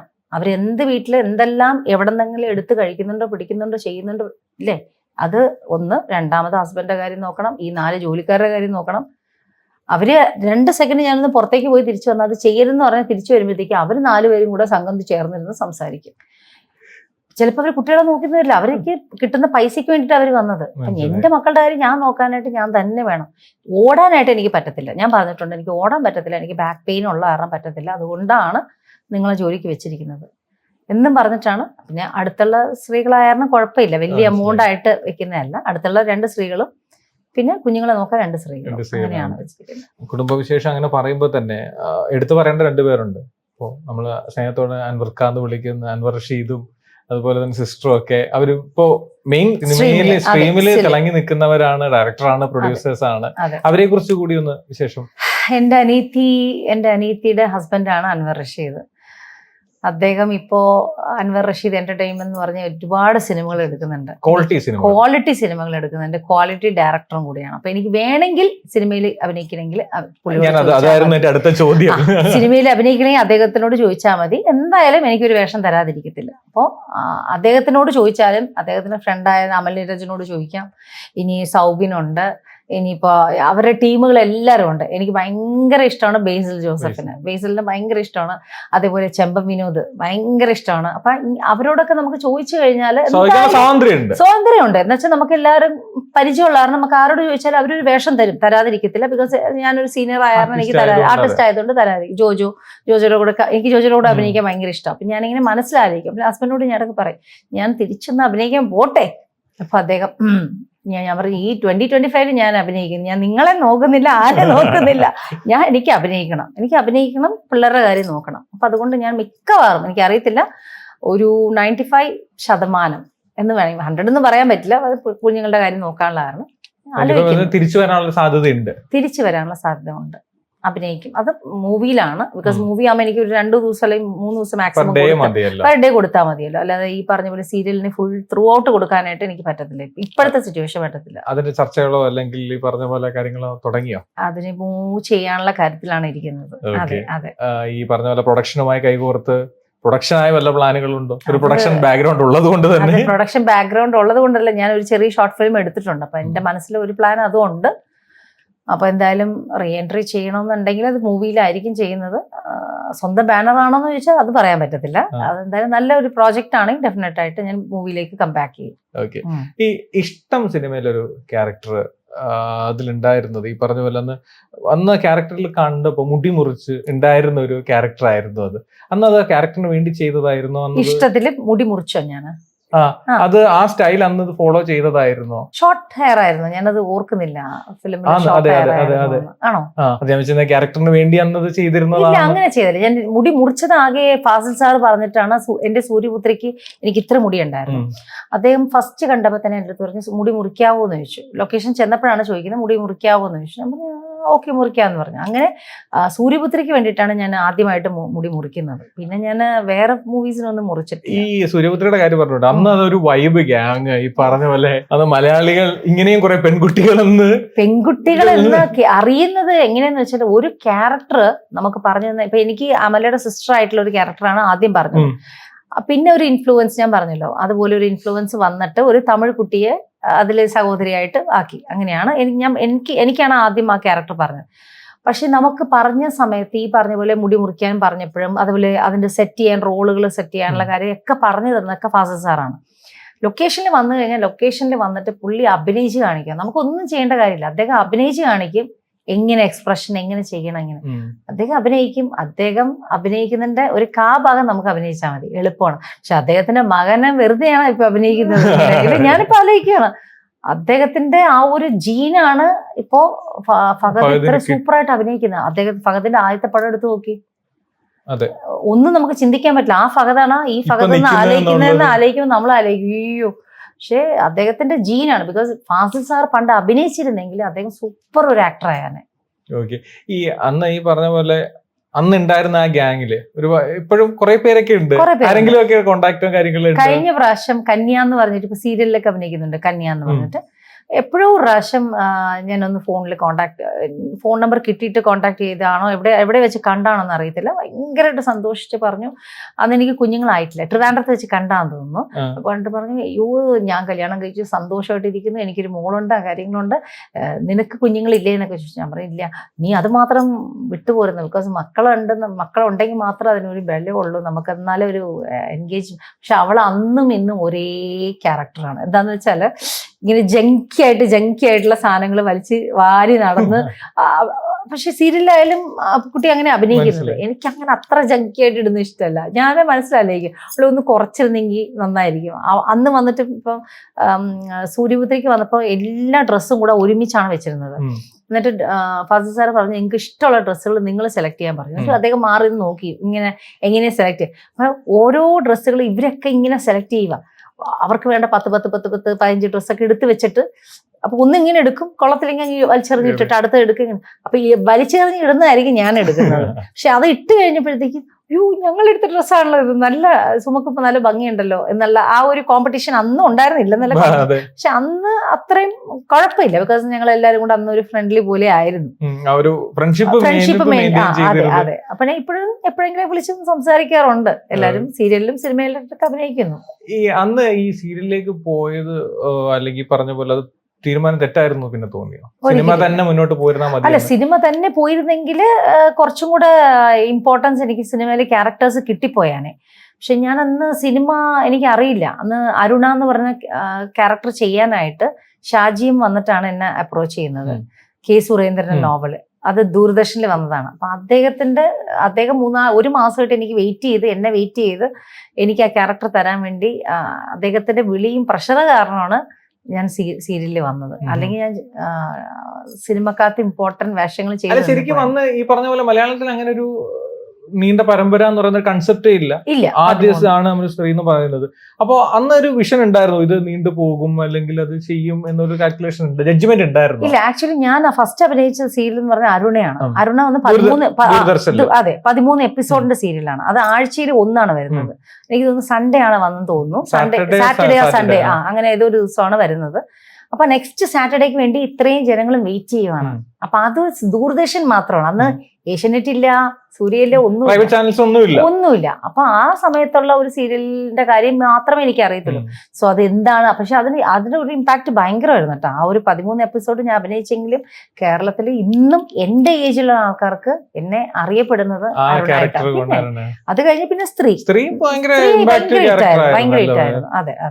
പക്ഷെ അതുകൊണ്ട് എനിക്ക് സിനിമയില് ചാൻസ് കിട്ടിയില്ലല്ലോ എന്നുള്ള ഒരു ദുഃഖം ഉണ്ടെന്ന് വെച്ചാൽ ഉണ്ട്, ഇല്ലെന്ന് പറയാൻ പറ്റില്ല. അന്ന് ആ സീരിയൽ വന്നില്ലായിരുന്നെങ്കിൽ എനിക്ക് കുറച്ചും കൂടെ ഇമ്പോർട്ടന്റ് വേഷങ്ങൾ സിനിമയിൽ. അത്രയും റിസ്ക് എടുത്ത് സീരിയൽ ചെയ്ത് മുന്നോട്ട് പോയിട്ടും അവസാനം അത്ര സുഖകരമല്ലാത്ത ഒരു എൻഡിങ് ആയിരുന്നു എന്ന് ഞാൻ കേട്ടിട്ടുണ്ട്. സീരിയൽ അവസാന എപ്പിസോഡ് ആയപ്പോഴും അങ്ങോട്ട് കുറച്ച് ഈ പറഞ്ഞ പോലെ ഒരു കമ്മ്യൂണിക്കേഷൻ അങ്ങോട്ട് തർക്കങ്ങളൊക്കെ ഉണ്ടായിരുന്നു എന്നൊക്കെ പറഞ്ഞു. അത് പൊതുവെ സ്ത്രീകൾക്ക് ഉണ്ടാവുന്ന ഒരു കാര്യമാണ്. പൊതുവെ സ്ത്രീകൾക്ക് ഉണ്ടാകും. നമ്മൾ ഒന്നെങ്കിൽ പൈസ ചോദിക്കുമ്പോഴത്തേക്കും അവർ നമ്മളെ കട്ട് ചെയ്ത് ഫോട്ടോ വയ്ക്കും, ഇല്ലെങ്കിൽ വേറെ വല്ല ഇഷ്യൂസ് ഉണ്ടെങ്കിൽ നമുക്ക് കൂടെ അഭിനയിക്കുന്ന കോ ആർട്ടിസ്റ്റുകളായിട്ടോ ആരെങ്കിലുമായിട്ട് ഒരു ഇഷ്യൂ ഉണ്ടെങ്കിൽ അവര് ഇതുപോലെ കട്ട് ചെയ്യിപ്പിച്ച് ഫോട്ടോ വെക്കും. അപ്പൊ എന്തായാലും ഫോട്ടോ വെക്കും എന്നുള്ള ഉറപ്പാണ്.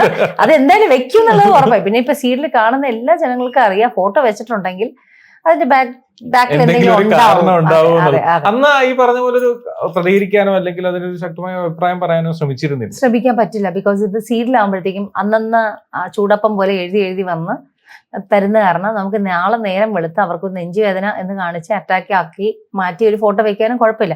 സോ സീരിയലിന് ഗ്യാരണ്ടി ഇല്ല. പക്ഷെ സിനിമ അങ്ങനെയല്ലല്ലോ. സിനിമയ്ക്ക് നമുക്ക് ഒരു കാര്യം പറഞ്ഞു കഴിഞ്ഞാൽ അത് നമുക്കുണ്ട്. പക്ഷെ സീരിയൽ അങ്ങനെയല്ല. സീരിയൽ എപ്പിസോഡ് പോകുന്തോറും നമുക്ക് പൈസ കിട്ടും. എവിടെ വെച്ച് നമുക്ക് അവരായിട്ട് ഒരു ഇഷ്യൂ ഉണ്ടാകുന്നു അവിടെ വെച്ച് കട്ടാവും. ഇഷ്യൂ ഇല്ല, ഓക്കെ, നല്ല വിധത്തിലാണ് ഇതാണെങ്കിൽ പോലും മുന്നോട്ട് പോകാൻ. സെൻട്രൽ ക്യാരക്ടർ ആണെങ്കിൽ എത്രയോ സീരിയൽസ്, ഫേമസ് ആയിട്ടുള്ള സീരിയൽസിൽ മെയിൻ ഹീറോയിൻ നിൽക്കുമ്പോ തന്നെ നെക്സ്റ്റ് എപ്പിസോഡ് മുതൽ ഇന്ന ആളാ ചെയ്യുന്നെന്ന് പറഞ്ഞിട്ട് ഫോട്ടോ വെച്ച് വന്നിട്ടുണ്ട്. ഇപ്പോഴും ചെയ്യുന്നുണ്ട്. അതുകൊണ്ടാണ് എനിക്കിപ്പോ ഇൻട്രസ്റ്റ് ഇല്ലാത്തത്. ബിക്കോസ് ഇപ്പൊ ഒത്തിരി ചാനൽസ് നിന്ന് എന്നെ വിളിച്ചിട്ടുണ്ട്, അഭിനയിക്കാൻ വരാമോ എന്ന് ചോദിച്ചു. ഞാൻ പറഞ്ഞു വേണ്ട.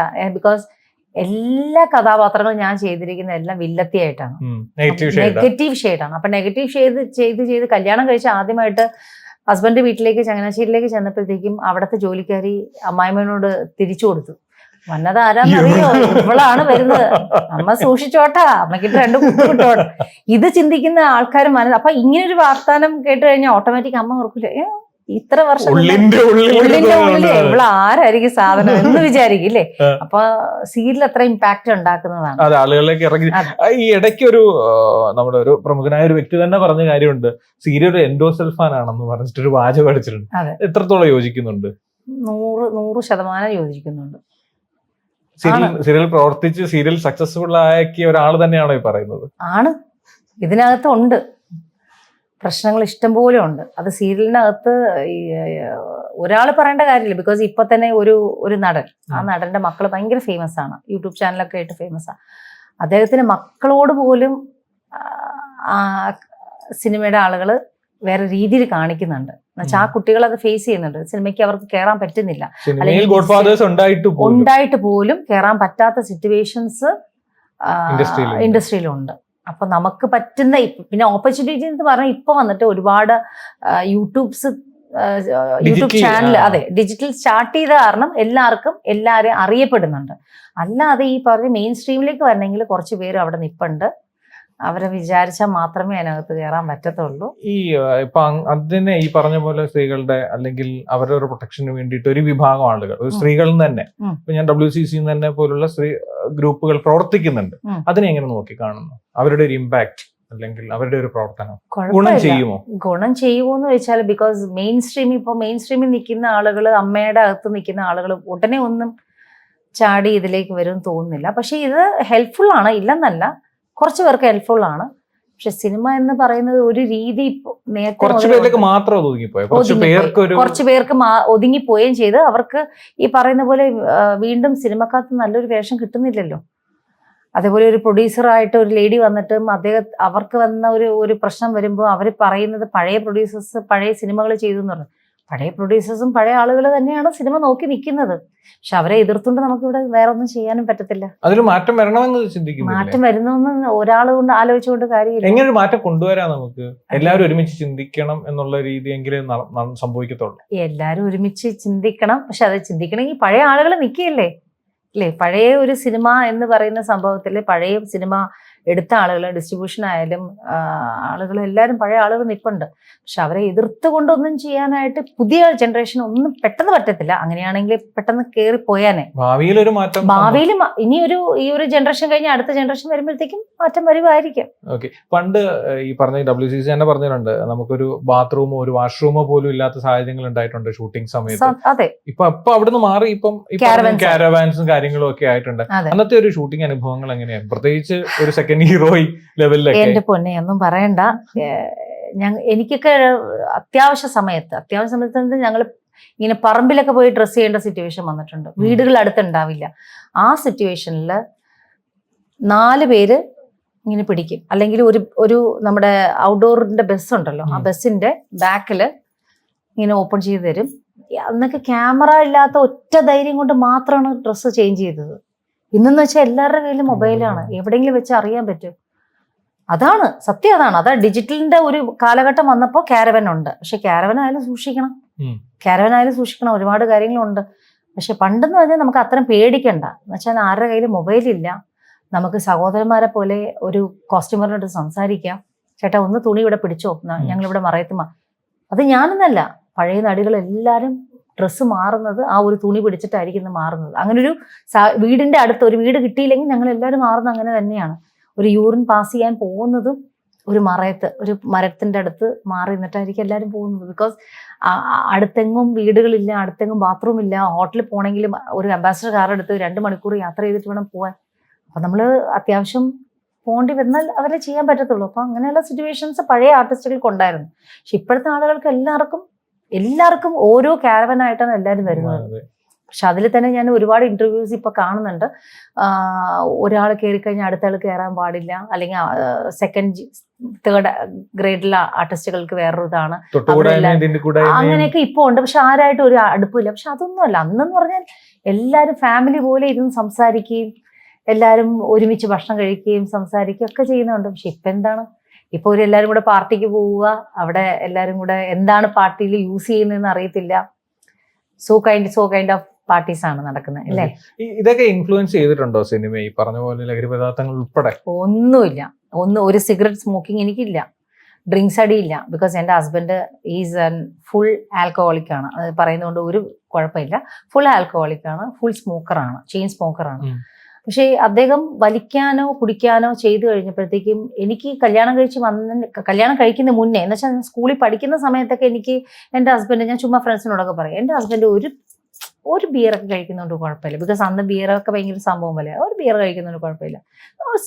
ജസ്റ്റ് സ്മോക്ക് ചെയ്യുന്നതുകൊണ്ട് കുഴപ്പമില്ല. പക്ഷെ ഇന്നിപ്പം ഞാൻ ഇത് രണ്ടും വെറുത്തിരിക്കുക. ടു ബി ഓണസ്റ്റ്, മദ്യം, സിഗരറ്റ് എൻ്റെ മക്കളോട് ജനിച്ചു കഴിഞ്ഞാൽ അവർക്ക് എന്താണെന്ന് അറിയത്തില്ല. എൻ്റെ ഒരു വീഡിയോയിൽ ഞാൻ ഇട്ടിട്ടുണ്ട്, no smoking, no drinks, no drugs, no bad friends. ഇതാണ് ഞാൻ 4 വാക്കാണ് എൻ്റെ മക്കളോട് രാവിലെ പറയുന്നത്. ബിക്കോസ് ഈ 4ഉം ഇപ്പോഴത്തെ സിറ്റുവേഷനിൽ ഇനി മക്കൾ വലുതാകുമ്പോൾ ഒരുപാട് കാരണം കാണാതിരിക്കും. പക്ഷെ അവരുടെ ഉൾമനസ്സിലുണ്ടാവും എൻ്റെ അമ്മ പറയുന്ന വാക്ക് ഇതാണെന്നുള്ളത്. എന്തുകൊണ്ടാണെന്നുള്ളത് അവർ ഒരു സ്മോക്കിങ്ങിലും ചെയ്യാതിരിക്കത്തില്ല. അത് ആൺകുട്ടികളാണ്, 2 ചെയ്യട്ടെ. പക്ഷെ അവർക്ക് അത് ബോധ്യം ഉണ്ടാകണം. ഞാനപ്പോൾ കാണിച്ചു കൊടുക്കുക, അവരുടെ അച്ഛനെ കാണിച്ചു കൊടുക്കും.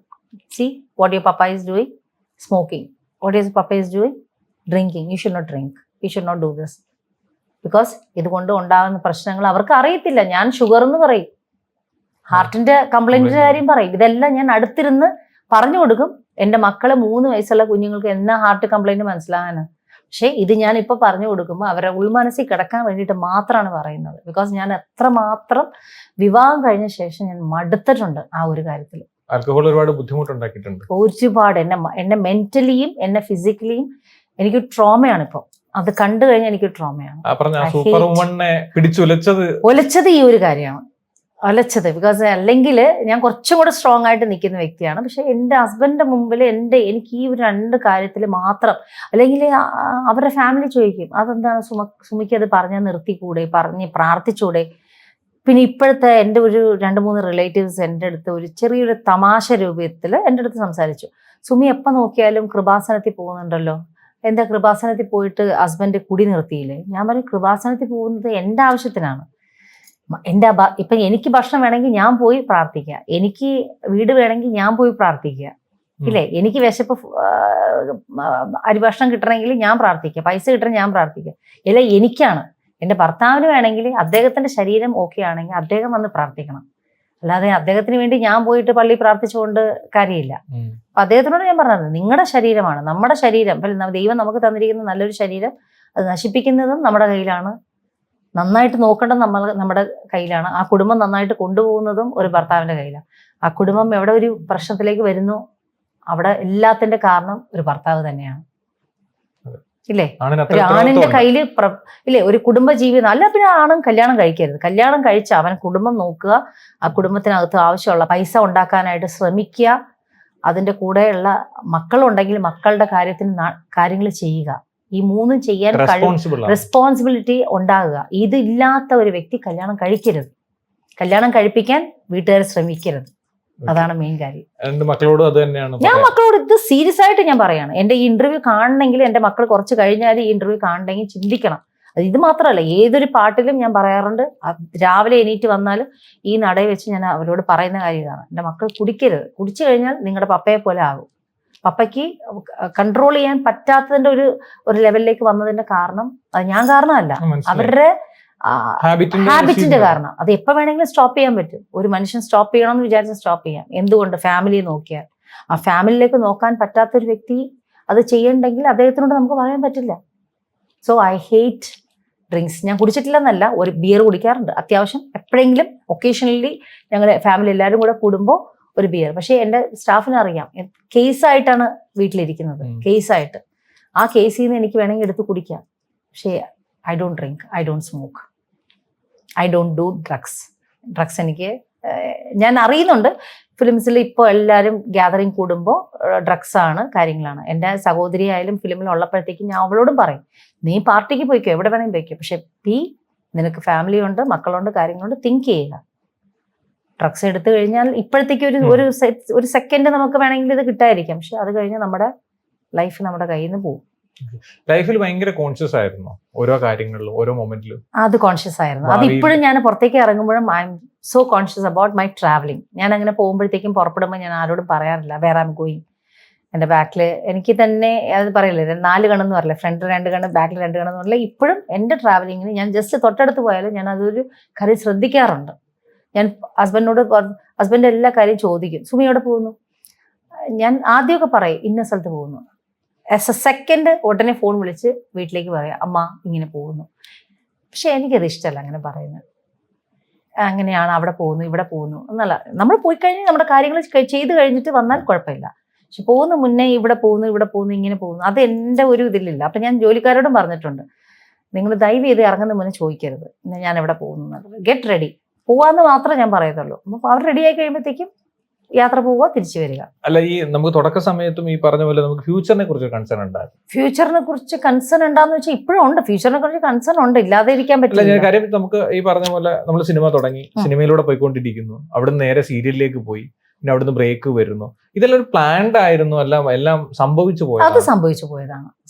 പ്ലാൻഡ് ആയിരുന്നെങ്കിൽ ഞാൻ സിനിമക്കകത്ത് നമ്പർ 1 ആയേനെ. പക്ഷെ നമ്പർ 1 ആകാൻ പറ്റാത്തതിന്റെ കാരണം ഏത് പോയിന്റിൽ ചെല്ലുമ്പോഴും അവിടെ ഒരു തടസ്സം വരുമ്പോൾ ബാക്ക് ഔട്ട് ചെയ്യും. അല്ലെങ്കിൽ എന്നെ ഒരു ആള് ഇൻസൾട്ട് ചെയ്യുമ്പോഴത്തേക്ക് ഞാൻ ബാക്ക് ഔട്ട് ചെയ്യും. ബിക്കോസ് എനിക്ക് അങ്ങനത്തെ ഒരു ക്യാരക്ടർ ഉള്ള വ്യക്തിയാണ്. അയ്യോ ചേട്ടാ കാല് പിടിച്ച് വേണമെങ്കിൽ എനിക്ക് അങ്ങനെ അഭിനയിക്കാൻ താല്പര്യമില്ല, ഞാൻ അങ്ങനെ അഭിനയിക്കുന്ന വ്യക്തിയല്ല. ഇല്ലേ, അങ്ങനെയുള്ള ആൾക്കാർക്ക് ഇടിച്ചു പിടിച്ച് മുന്നോട്ട് പോകാൻ പറ്റും. എനിക്ക് പറ്റാത്ത കാരണം ബിക്കോസ് ഓഫ് മൈ ക്യാരക്ടർ, എൻ്റെ ഉള്ളിലൊരു ക്യാരക്ടർ ഉണ്ട്, അതുകൊണ്ടാണ് ആകാൻ പറ്റാത്തത്. ഈ നമ്മുടെ കസ്തൂരിമാനാണെന്ന് തോന്നുന്നു, എനിക്ക് തോന്നുന്നു ലാസ്റ്റ് സിനിമ ചെയ്ത് നിർത്തിയത്. അതും ഈ പറഞ്ഞ പോലെ യാദർച്ഛികമായി വന്നതായിരുന്നു ആ ക്യാരക്ടർ. അത് ലോകി സാർ വിളിച്ചായിരുന്നു എന്നെ, വിളിച്ചിട്ട് പറഞ്ഞു ഇങ്ങനെ ഒരു ക്യാരക്ടർ ഉണ്ട് ചെയ്യാനായിട്ട്, വരണമെന്ന് പറഞ്ഞ്. അങ്ങനെ ചെയ്യാൻ വേണ്ടി വന്നു. അപ്പോൾ ലോകി സാറിൻ്റെ വായിന്ന് ഒരു ഡയലോഗ് വന്നത് എനിക്ക് ഇഷ്ടപ്പെട്ടില്ല. പിന്നെ ഞാൻ സിനിമ വേണ്ടെന്ന് വെച്ചു. എന്താന്ന് പറയുന്നില്ല, ബിക്കോസ് ലോഹിദാസ് സാറാണ് എനിക്ക് കുട്ടേട്ടൻ തന്നത്. അപ്പൊ കുട്ടേട്ടൻ തന്നതും മാലയോഗം മൂവി തന്നതും ഒക്കെ അദ്ദേഹമാണ്. അതുകൊണ്ട് അദ്ദേഹം കസ്തൂരിമാൻ വിളിച്ച സമയത്ത് ഒരു ഡയലോഗ് പറഞ്ഞപ്പോൾ എനിക്കത് ഹേർട്ട് ചെയ്തു. അപ്പൊ ഞാൻ ആലോചിച്ചു, വേണ്ട, സിനിമ വേണ്ട, ഇനി ഞാൻ സിനിമ ചെയ്യുന്നില്ല. ആ ഒരൊറ്റ കാരണം കൊണ്ടാണോ സിനിമ വേണ്ടെന്ന് വെച്ചത്? രസമുള്ള ഒരു കഥയും കൂടെ ഞാൻ നേരത്തെ കേട്ടിട്ടുണ്ട്, അതുകൂടെ ചോദിച്ചു പോകാന്ന് വിചാരിച്ചിട്ടാ.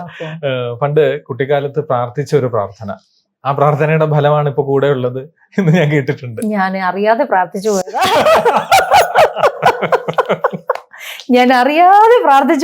അറിയാതെ പൈസ ഇട്ട് പോയതാണ്. അയ്യോ, അത് ഭയങ്കര ഇമ്പാക്ട് ആയിപ്പോയി ലൈഫ്. ഭയങ്കര ഇമ്പാക്ട് ആയിപ്പോയി. നമ്മുടെ തട്ടത്തിമറയത്ത് സിനിമ കണ്ടവർക്ക് അതിന് ടൈറ്റിൽ ഉണ്ട്. അതിനകത്തൊരു പയ്യൻ നിന്നിട്ട് ദൈവമേ ഈ മഞ്ചത്തി എനിക്ക് കെട്ടിച്ചു തരണേ ആ പ്രായത്തിൽ പറയുന്നത്. ആ പടത്തിന്റെ ക്ലൈമാക്സും അങ്ങനെയാണ്. അത് റിയൽ ലൈഫിൽ സംഭവിച്ച ഒരാളാണ് ഈ ഇരിക്കുന്നത്, അല്ലേ? സംഭവം എന്ന് പറയാമോ? അതെ, എന്താന്ന് വെച്ചാൽ തഞ്ചാവൂരിലായിരുന്നു ഇദ്ദേഹത്തിന്റെ പാലാത്ര തങ്കച്ചൻ ഹസ്ബൻഡിന്റെ ലലുഷിന്റെ ഫാദറിന് ബിസിനസ് ഉണ്ടായിരുന്നു. അപ്പൊ ഞങ്ങള് തഞ്ചാവൂരായിരുന്നു. ആ സമയത്ത് ഇവർ ഫാമിലി എല്ലാവരും കൂടെ പള്ളിയിൽ വരും. പള്ളി വരുമ്പോഴത്തേക്കും ഫാമിലിനെ കാണുമ്പോഴത്തേക്കും അമ്മ പറഞ്ഞു, ഇതുപോലെ ഒരു ഫാമിലിയെ കിട്ടാൻ നീ പ്രാർത്ഥിച്ചു വന്നു. അപ്പം ഞാൻ നോക്കിയപ്പോഴത്തേക്കും എൻ്റെ സെയിം പ്രായമുള്ള ചെറുക്കനാണ് ലലൂഷ്. അപ്പം ഞാൻ ആലോചിക്കും, പയ്യൻ കൊള്ളാമല്ലോ, ഇത് വലുതായ ഞാൻ കല്യാണം കഴിച്ചാൽ എന്നാ കുഴപ്പം. ഇതൊക്കെ ഞാൻ ചുമ്മാ മനസ്സിൽ പറയാ, ഞാൻ കുഴപ്പം, എന്താ കുഴപ്പം. അപ്പം അമ്മ പറഞ്ഞു, അവർ വലിയ ഫാമിലിയാണ്, വലിയ പൈസയുള്ള ആൾക്കാരാണ്. അപ്പം നമുക്ക് നമ്മൾ പ്രാർത്ഥിക്കണം നല്ല ചെറുക്കനെ കിട്ടാനായിട്ട് പ്രാർത്ഥിക്കുക, ഇതുപോലെ നല്ല കുടുംബത്തിലെ ചെറുക്കനെ കിട്ടാൻ. അപ്പം ഞാൻ മാതാനത്ത് 5 പൈസയാണ് 10 പൈസ ഒന്നും ഓർക്കുന്നില്ല. എന്തായാലും പൈസ ഇട്ടിട്ട് ഞാൻ പ്രാർത്ഥിച്ചു. അതെ, അന്ന് കൈക്കൂലി കൊടുത്തതാ. ഇന്നിപ്പോ ഞാൻ വെള്ളം കുടിക്കുന്നു. അന്ന് പൈസ ഇട്ടിട്ട് ഞാൻ പറഞ്ഞു, അമ്മ ഇതുപോലെ എനിക്ക് ഈ ചെറുക്കനാണെങ്കിൽ തരിക എന്ന് പറഞ്ഞ് ഞാൻ പ്രാർത്ഥിച്ചു.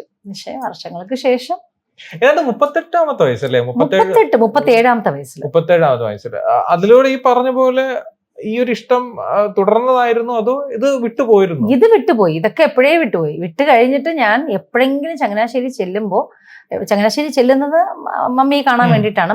മമ്മിക്ക് അത്ര ഇഷ്ടപ്പെട്ട എൻ്റെ മമ്മിക്ക് ഭയങ്കര ഇഷ്ടമാണ്. അതുകൊണ്ട് ചെല്ലുമ്പോൾ പറയും ജസ്റ്റ് ഒന്ന് കയറി ആൻറ്റി ഒന്ന് കണ്ടിട്ട് പോകാന്ന് പറയും. ജസ്റ്റ് ഒന്ന് കയറി കാണും. അപ്പോൾ ലലൂഷിനെ കാണാറുണ്ട്. അപ്പോൾ ലലൂഷിന്റെ ഓരോ മാറ്റങ്ങളും കാണാറുണ്ട്. ഓക്കെ, വലിയ ആൾ. പക്ഷെ അപ്പോഴൊക്കെ ഞാൻ എപ്പോഴും പറയും, അയ്യോ ലലൂഷെ, ആ സമയത്ത് ഞാനൊരു ഐ ലവ് യു പറഞ്ഞിരുന്നെങ്കിൽ നമ്മുടെ ജീവിതം വേറെ തലത്തിലായിപ്പോയത്. പക്ഷെ അങ്ങനെ പറയാൻ ധൈര്യമില്ല. ബിക്കോസ് ലലൂഷിന്റെ പപ്പയെ കാണുമ്പോൾ എനിക്ക് പേടിയും ബഹുമാനമാണ്. അപ്പൊ അങ്ങനെ ഒരു കണ്ണിൽ ഞാനും ചിന്തിച്ചിട്ടില്ല. പക്ഷെ ഈ പൈസ ഇട്ട കാര്യം ഞാൻ എൻ്റെ ഇപ്പോഴത്തെ മനസ്സിൽ ഞാൻ ആലോചിക്കും, ഞാൻ അന്ന് ഇട്ടിട്ടുണ്ടായിരുന്നു. പക്ഷേ അത് കഴിഞ്ഞ് വർഷങ്ങൾക്ക് ശേഷമാണ് മാതാവ് നമുക്ക് കറക്കി കൊണ്ടുവന്ന് തരുന്നത്. അതും വിവാഹം വേണ്ടാന്നൊക്കെ പറഞ്ഞ് ഞാൻ വീട്ടിൽ ഇരിക്കുന്ന സമയത്ത്, സീരിയലൊക്കെ വിട്ട് ഞാൻ വീട്ടിൽ ഇരിക്കുന്ന സമയത്ത് എനിക്കൊരു കോള് വരുന്നു. അദ്ദേഹത്തിൻ്റെ ബ്രദർ ഒരു കോള് വിളിക്കുന്നു, ഇങ്ങനെ ചേച്ചി വീട്ടിലുണ്ടോ, ഞാൻ വീട്ടിലേക്ക് വരുന്നു എന്നൊക്കെ പറഞ്ഞിട്ട്. അങ്ങനെ നേരം വെളുത്ത് അവർ വരുന്നു. പെട്ടെന്ന് എനിക്ക് തോന്നുന്നു വിത്തിൻ 1.5 മാസത്തിലാണ് എൻ്റെ കല്യാണം ഫിക്സ് ആയത്. അതെ, 38 വർഷം കൊണ്ട് എടുത്തൊരു തീരുമാനം, വേണ്ടായിരുന്നു തീരുമാനിച്ച തീരുമാനത്തിന്റെ കാരണം ഹസ്ബൻഡിന്റെ മദ്യമാണ്.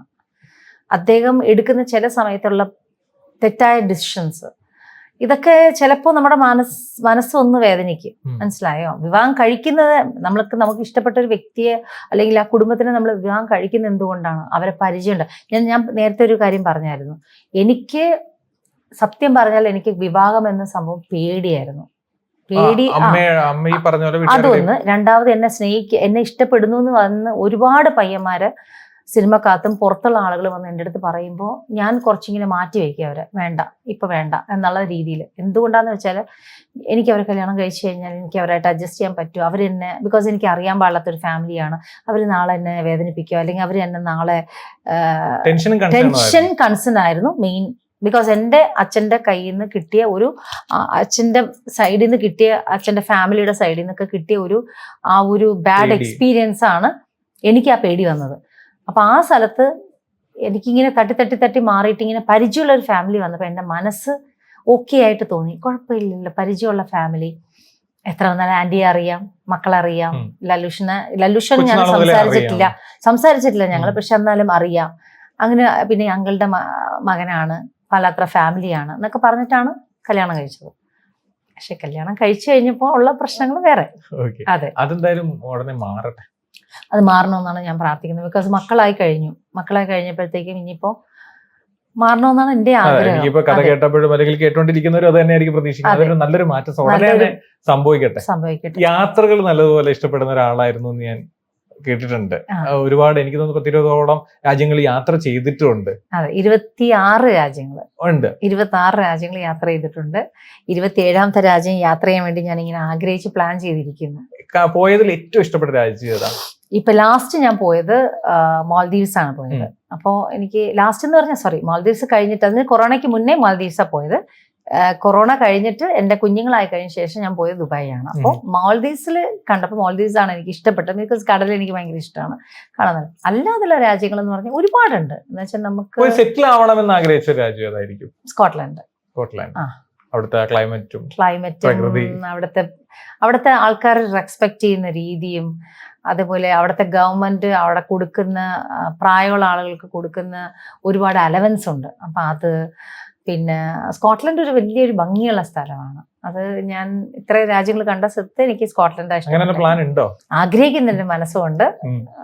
കൃപാസന മാതാവ് സമ്മതിച്ചാൽ പോയി സെറ്റിൽ ചെയ്യാന്നുള്ളത്. ഇനി എന്താ ഒരു ഫ്യൂച്ചർ പ്ലാൻ എന്താണ്? ഇപ്പൊ ഒരു യൂട്യൂബ് ചാനലൊക്കെ ഉണ്ട്. യൂട്യൂബ് ചാനൽ അതെ മറക്കാതെ എല്ലാരും കാണുക. ഇപ്പൊ എനിക്ക് നിങ്ങളുടെ മുഖേന എനിക്ക് എന്റെ യൂട്യൂബ് ചാനലും കൂടെ ഒന്ന് സബ്സ്ക്രൈബ് ചെയ്യുക. നിങ്ങൾ ദയവ് ചെയ്ത് ഇങ്ങനെ എന്റെ ചാനൽ കണ്ടിട്ട് നിങ്ങൾ ചുമ്മാ സബ്സ്ക്രൈബ് ചെയ്യാതെ പോകരുത്. എല്ലാരും ഒന്ന് സബ്സ്ക്രൈബ് ചെയ്യുക. അതിന്റെ പേര് സുമാ ജയറാം വ്ലോഗ് എന്നാണ്.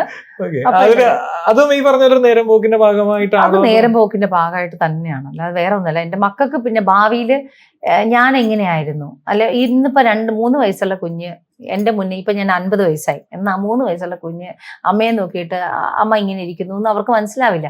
ഒരു 10 വർഷം കഴിയുമ്പോഴത്തേക്കും എന്റെ വയസ്സ് അപ്പോഴത്തേക്കും 60 അല്ലേ? അപ്പൊ ഓട്ടോമാറ്റിക് നമുക്ക് ഏജ് ആയിക്കൊണ്ടിരിക്കും, കുഞ്ഞുങ്ങൾ വലുതാവാൻ പോകുന്നേ ഉള്ളൂ. അപ്പൊ അവർക്ക് ഒരു 20 വയസ്സ് 25 വയസ്സൊക്കെ ആകുമ്പോഴത്തേക്കും ഞാൻ വൃദ്ധയായി. അപ്പൊ അവർക്ക് എന്റെ അമ്മ ഇങ്ങനെയായിരുന്നു എന്ന് കാണാൻ വേണ്ടിയിട്ട് മാത്രമാണ് ഈ ചാനൽ എടുക്കുന്നത്, അല്ലാതെ വേറെ ഒന്നിനുമല്ല. ഈ പറഞ്ഞ പോലെ നിലപാടുകളുണ്ട്, ജീവിച്ച എക്സ്പീരിയൻസ് ഉണ്ട്. സൊസൈറ്റിയിൽ എന്തെങ്കിലും ഇമ്പാക്ട് ഉണ്ടാക്കണമെന്ന് ചിന്തിക്കാറുണ്ടോ? ഡെഫിനറ്റ്ലി. എൻ്റെ മനസ്സിൽ ഒരുപാട് ആഗ്രഹങ്ങളും പ്ലാനുകളും എല്ലാം ഉണ്ട്. പക്ഷെ അതിന് സപ്പോർട്ടീവായിട്ട് നമുക്ക് ഒരുപാട് സാമ്പത്തികമായിട്ടുള്ള കാര്യങ്ങളുണ്ട്, അല്ലേ? ഞാൻ മനസ്സിൽ ആഗ്രഹിച്ചുകൊണ്ട് കാര്യമില്ല. എനിക്ക് ഒരുപാട് സാമ്പത്തികമായിട്ടുള്ള കാര്യങ്ങളിൽ സാമ്പത്തികം ഉണ്ടെങ്കിൽ മാത്രമേ എനിക്ക് ആ ഇമ്പാക്റ്റ് എനിക്ക് ഈ സൊസൈറ്റിയിലേക്ക് ചെയ്യാൻ പറ്റത്തുള്ളൂ. വെയിറ്റിംഗ് ആൻഡ് പ്രേയിങ്, പ്രാർത്ഥിച്ചുകൊണ്ടിരിക്കുകയാണ്. എൻ്റെ മനസ്സിലെ ആഗ്രഹങ്ങൾ സഹായിച്ച് പുറത്ത് പറയാൻ പറ്റുന്ന നല്ല ആശയങ്ങളുണ്ടോ? ഈ പറഞ്ഞ പോലെ പബ്ലിക്കലി ഷെയർ ചെയ്യാൻ പറ്റുന്ന ഒരു ആഗ്രഹം? ഷെയർ ചെയ്യുന്നില്ല. ഷെയർ ചെയ്യാതെ ഞാൻ അത് ക്ലിയർ ആക്കി കാണിച്ചതിന് ശേഷം പറയുന്നില്ല നല്ലത്. അപ്പൊ എന്തായാലും സൊസൈറ്റിക്ക് വേണ്ടിയുള്ള കാര്യങ്ങൾ ചെയ്ത് കഴിഞ്ഞ ശേഷം പറയുന്നതായിരിക്കും ഉചിതം. എന്താണ് ഇനി ഒരു ഫ്യൂച്ചർ പ്ലാൻ? ഫ്യൂച്ചർ പ്ലാൻ എന്ന് പറയുന്നത് ഒന്നും ഞാനിപ്പോൾ ആലോചിച്ചിട്ടില്ല. ഫിലിമിലേക്ക് കയറണമെന്നും ആലോചിച്ചിട്ടില്ല. ഫിലിം ചെയ്യണമെന്നുള്ള ആഗ്രഹം എൻ്റെ മനസ്സിലുണ്ട്. പിന്നെ ഒരു ബിസിനസ് സ്റ്റാർട്ട് ചെയ്യണമെന്നുള്ള ആഗ്രഹമുണ്ട്. അത് ഫുഡ് റിലേറ്റഡ് ആകാമെന്നല്ല, അതുകൊണ്ട് പ്ലാന്. അത് കൂടാതെയുള്ള വേറൊരു പ്ലാനുണ്ട്. സിനിമയിൽ ഇനി എന്താ സംഭവിക്കാൻ പോകുന്നത്? അഭിനയം മാത്രമായിരിക്കും? അല്ല, സിനിമയിൽ ഒന്നും അഭിനയം മാത്രമല്ല. ബിക്കോസ് ഇനിയിപ്പോൾ അഭിനയിക്കണമെങ്കിൽ ഞാൻ തന്നെ ഒരു പടം എടുത്ത് ഞാൻ തന്നെ റിലീസ് ചെയ്ത് എന്നെ തന്നെ ഒരു 2-3 സിനിമക്കകത്ത് കാണിച്ചാൽ മാത്രമേ ഇപ്പോഴത്തെ ന്യൂ ജെൻ കുട്ടികൾക്ക് ഇഷ്ടപ്പെടത്തുള്ളൂ. ഞാൻ ആരാന്ന് അറിയത്തുള്ളൂ, അല്ലെ ഞാൻ എങ്ങനെ അഭിനയിക്കുന്നു അറിയത്തുള്ളൂ. അല്ലാതെ പഴയ ആൾക്കാർക്ക്, ഇപ്പോഴുള്ള പുതിയ കുട്ടികൾക്ക് ഞാൻ ആരാണെന്ന് അറിയത്തില്ല. സോ കം ബാക്ക് എന്ന് പറയുന്ന സംഭവം ഒരു നല്ലൊരു എൻട്രി ആയിരിക്കണം എന്ന് ആഗ്രഹിക്കുന്നു. സിനിമയിൽ പണ്ട് ഒരു ഡയറക്ഷൻ അസിസ്റ്റന്റായിട്ട് നിന്നൊരു കഥകൾ ഉണ്ടായിരുന്നു ഒരു പടത്തിൽ, അല്ലേ? ഒരു പടത്തിൽ അതോട് ഞാൻ മടുത്തുന്നല്ല, മടുപ്പിച്ചു. ആർട്ടിസ്റ്റുകൾ തന്നെ മടുപ്പിച്ചു. എനിക്കൊന്ന് മലയാളത്തിലൊന്നും ആദ്യമായിട്ടായിരിക്കും ആദ്യത്തെ ലേഡി അസിസ്റ്റന്റായിട്ട് നിൽക്കുന്നത്. അതെ, ബാലേന്ദ്ര മേനോൻ. അത് അങ്ങനെ ചിന്ത വരാൻ കാര്യം എന്തായിരുന്നു? വിപ്ലവകരമായ ഒരു ചിന്ത? അല്ല, വിപ്ലവകരമായിട്ടുള്ള ചിന്തയല്ല. ഞാൻ അഭിനയിക്കാൻ വേണ്ടിയാണ് പോയത്. സുഖകരം എന്ന് പറഞ്ഞ ഫിലിമില്. അവിടെ ചെന്നപ്പോൾ മേനോൻ സാർ എന്നോട് ചോദിച്ചു, കുറച്ചു നേരം അങ്ങോട്ടും ഇങ്ങോട്ടൊക്കെ നടക്കുന്നത് കണ്ടപ്പോഴത്തേക്കും ഞാൻ പറഞ്ഞില്ല എൻ്റെ ഉള്ളിൽ ഒരു ആൺകുട്ടിയുള്ള കാരണം ആൺകുട്ടിയുടെ പോലെയുള്ള കാര്യങ്ങളൊക്കെ ചെയ്തു നടക്കുന്നപ്പോഴത്തേക്കും ചോദിച്ചു നിനക്ക് എന്തുകൊണ്ട് എൻ്റെ കൂടെ അസിസ്റ്റന്റ് ഡയറക്ടറായിട്ട് നിന്നുകൂടാന്ന് ചോദിച്ചു. അങ്ങനെ ആയിക്കോട്ടെ സാറേ നിൽക്കാമല്ലോ എന്ന് പറഞ്ഞാൽ ആയിക്കോട്ടെ. ഞാനിപ്പോൾ ഇങ്ങനെ നടന്നു പോകുന്ന ആ ഒരു ഗ്ലാസ് വെള്ളം എടുക്കാൻ പറഞ്ഞാൽ വെള്ളം എടുത്ത് കൊണ്ടുവന്ന് കൊടുക്കുന്ന രീതിയിൽ കൊടുത്തപ്പോൾ ഞാൻ ചോദിച്ചപ്പോൾ ഞാൻ പറഞ്ഞു ഓക്കെ സാർ നോ പ്രോബ്ലം ഞാൻ നിൽക്കാമെന്ന് പറഞ്ഞു. നിന്ന ശേഷമാണ് അന്ന് റിയാസ് ഖാൻ എന്നൊക്കെ പറഞ്ഞ ഇപ്പോഴത്തെ ആക്ടറൊക്കെ ഉണ്ടല്ലോ, അവരൊക്കെ അന്ന് സെയിം പ്രായമാണ്. ഞങ്ങളെല്ലാവരും ആ ഫിലിം എടുത്ത് അറിയാൻ പറ്റും. ഞങ്ങളെല്ലാവരും കൂടെ ഒരുമിച്ചൊരു ചെറിയ എനിക്കൊരു ക്യാരക്ടർ അതിലുണ്ട്. അതുകൂടാതെ അസിസ്റ്റൻ്റായിട്ട് കണ്ടിന്യൂറ്റി എഴുതാനും ഉള്ള കാര്യങ്ങൾ, തമിഴ് ഒന്ന് ഷമി കപൂറിനെ പഠിപ്പിക്കാനും. ജോലിഭാരമാണോ അത് പഠിപ്പിച്ചത്? ജോലിഭാരമല്ല. അന്ന് അസിസ്റ്റന്റ് ഡയറക്ടറായിട്ട് ലേഡീസ് ആരും ഇല്ല ഫിലിമിൽ. അപ്പൊ ഞാനൊരു അസിസ്റ്റന്റ് ഡയറക്ടർ കയറി കഴിഞ്ഞപ്പോഴത്തേക്കും കണ്ടിന്യൂറ്റി എഴുതാനായിട്ട് ഡ്രസ്സിന്റെ കാര്യം പോയി ആർട്ടിസ്റ്റുകളുടെ അടുത്ത് പറയുമ്പോൾ, നമ്മുടെ കോ ആർട്ടിസ്റ്റുകളുടെ അടുത്ത് ചെന്ന് പറയുമ്പോൾ അവർക്ക് ഇഷ്ടപ്പെടുന്നില്ല. അവർ പിന്നെ എതിർപ്പായി കാര്യങ്ങളായി. പക്ഷെ ഇപ്പൊ എന്ന് പറഞ്ഞാൽ ന്യൂ ജനറേഷനിൽ എല്ലാ ഫിലിമിലും കോസ്റ്റ്യൂം ആയാലും എല്ലാ ഡയറക്ഷനിലും ടെക്നിക്കൽ സൈഡ് എല്ലാത്തിലും ലേഡീസ് വന്നിട്ടുണ്ട്. പക്ഷെ അന്നത്തെ ഇതിൽ ഫസ്റ്റ് ലേഡി അസിസ്റ്റന്റ് ആയിട്ട് കയറി എനിക്ക് ഇത്രയും കാര്യങ്ങൾ ഫേസ് ചെയ്തപ്പോഴത്തേക്കും എനിക്കത് പറ്റുന്നില്ല. പിന്നെ ഞാൻ വിചാരിച്ചു വേണ്ട. അത് മാത്രമല്ല രണ്ടാമത്തെ ഒരു ഫിലിം മേജർ രവിയുടെ കൂടെ ചെയ്യാനായിട്ട് ഞാൻ സംസാരിച്ചപ്പോഴത്തേക്കും അദ്ദേഹത്തിൻ്റെ അടുത്ത് ഒരു പ്രൊഡക്ഷൻ എക്സിക്യൂട്ടീവ് പറഞ്ഞു വേണ്ട സാറേ, നമുക്ക് വീണ്ടും സിനിമക്കകത്ത് നമുക്ക് സിനിമയിൽ നമുക്കത് വെക്കണ്ട എന്നുള്ള സംഭവങ്ങൾ അന്ന് ഒരു ടോക്ക് ഉണ്ടായി.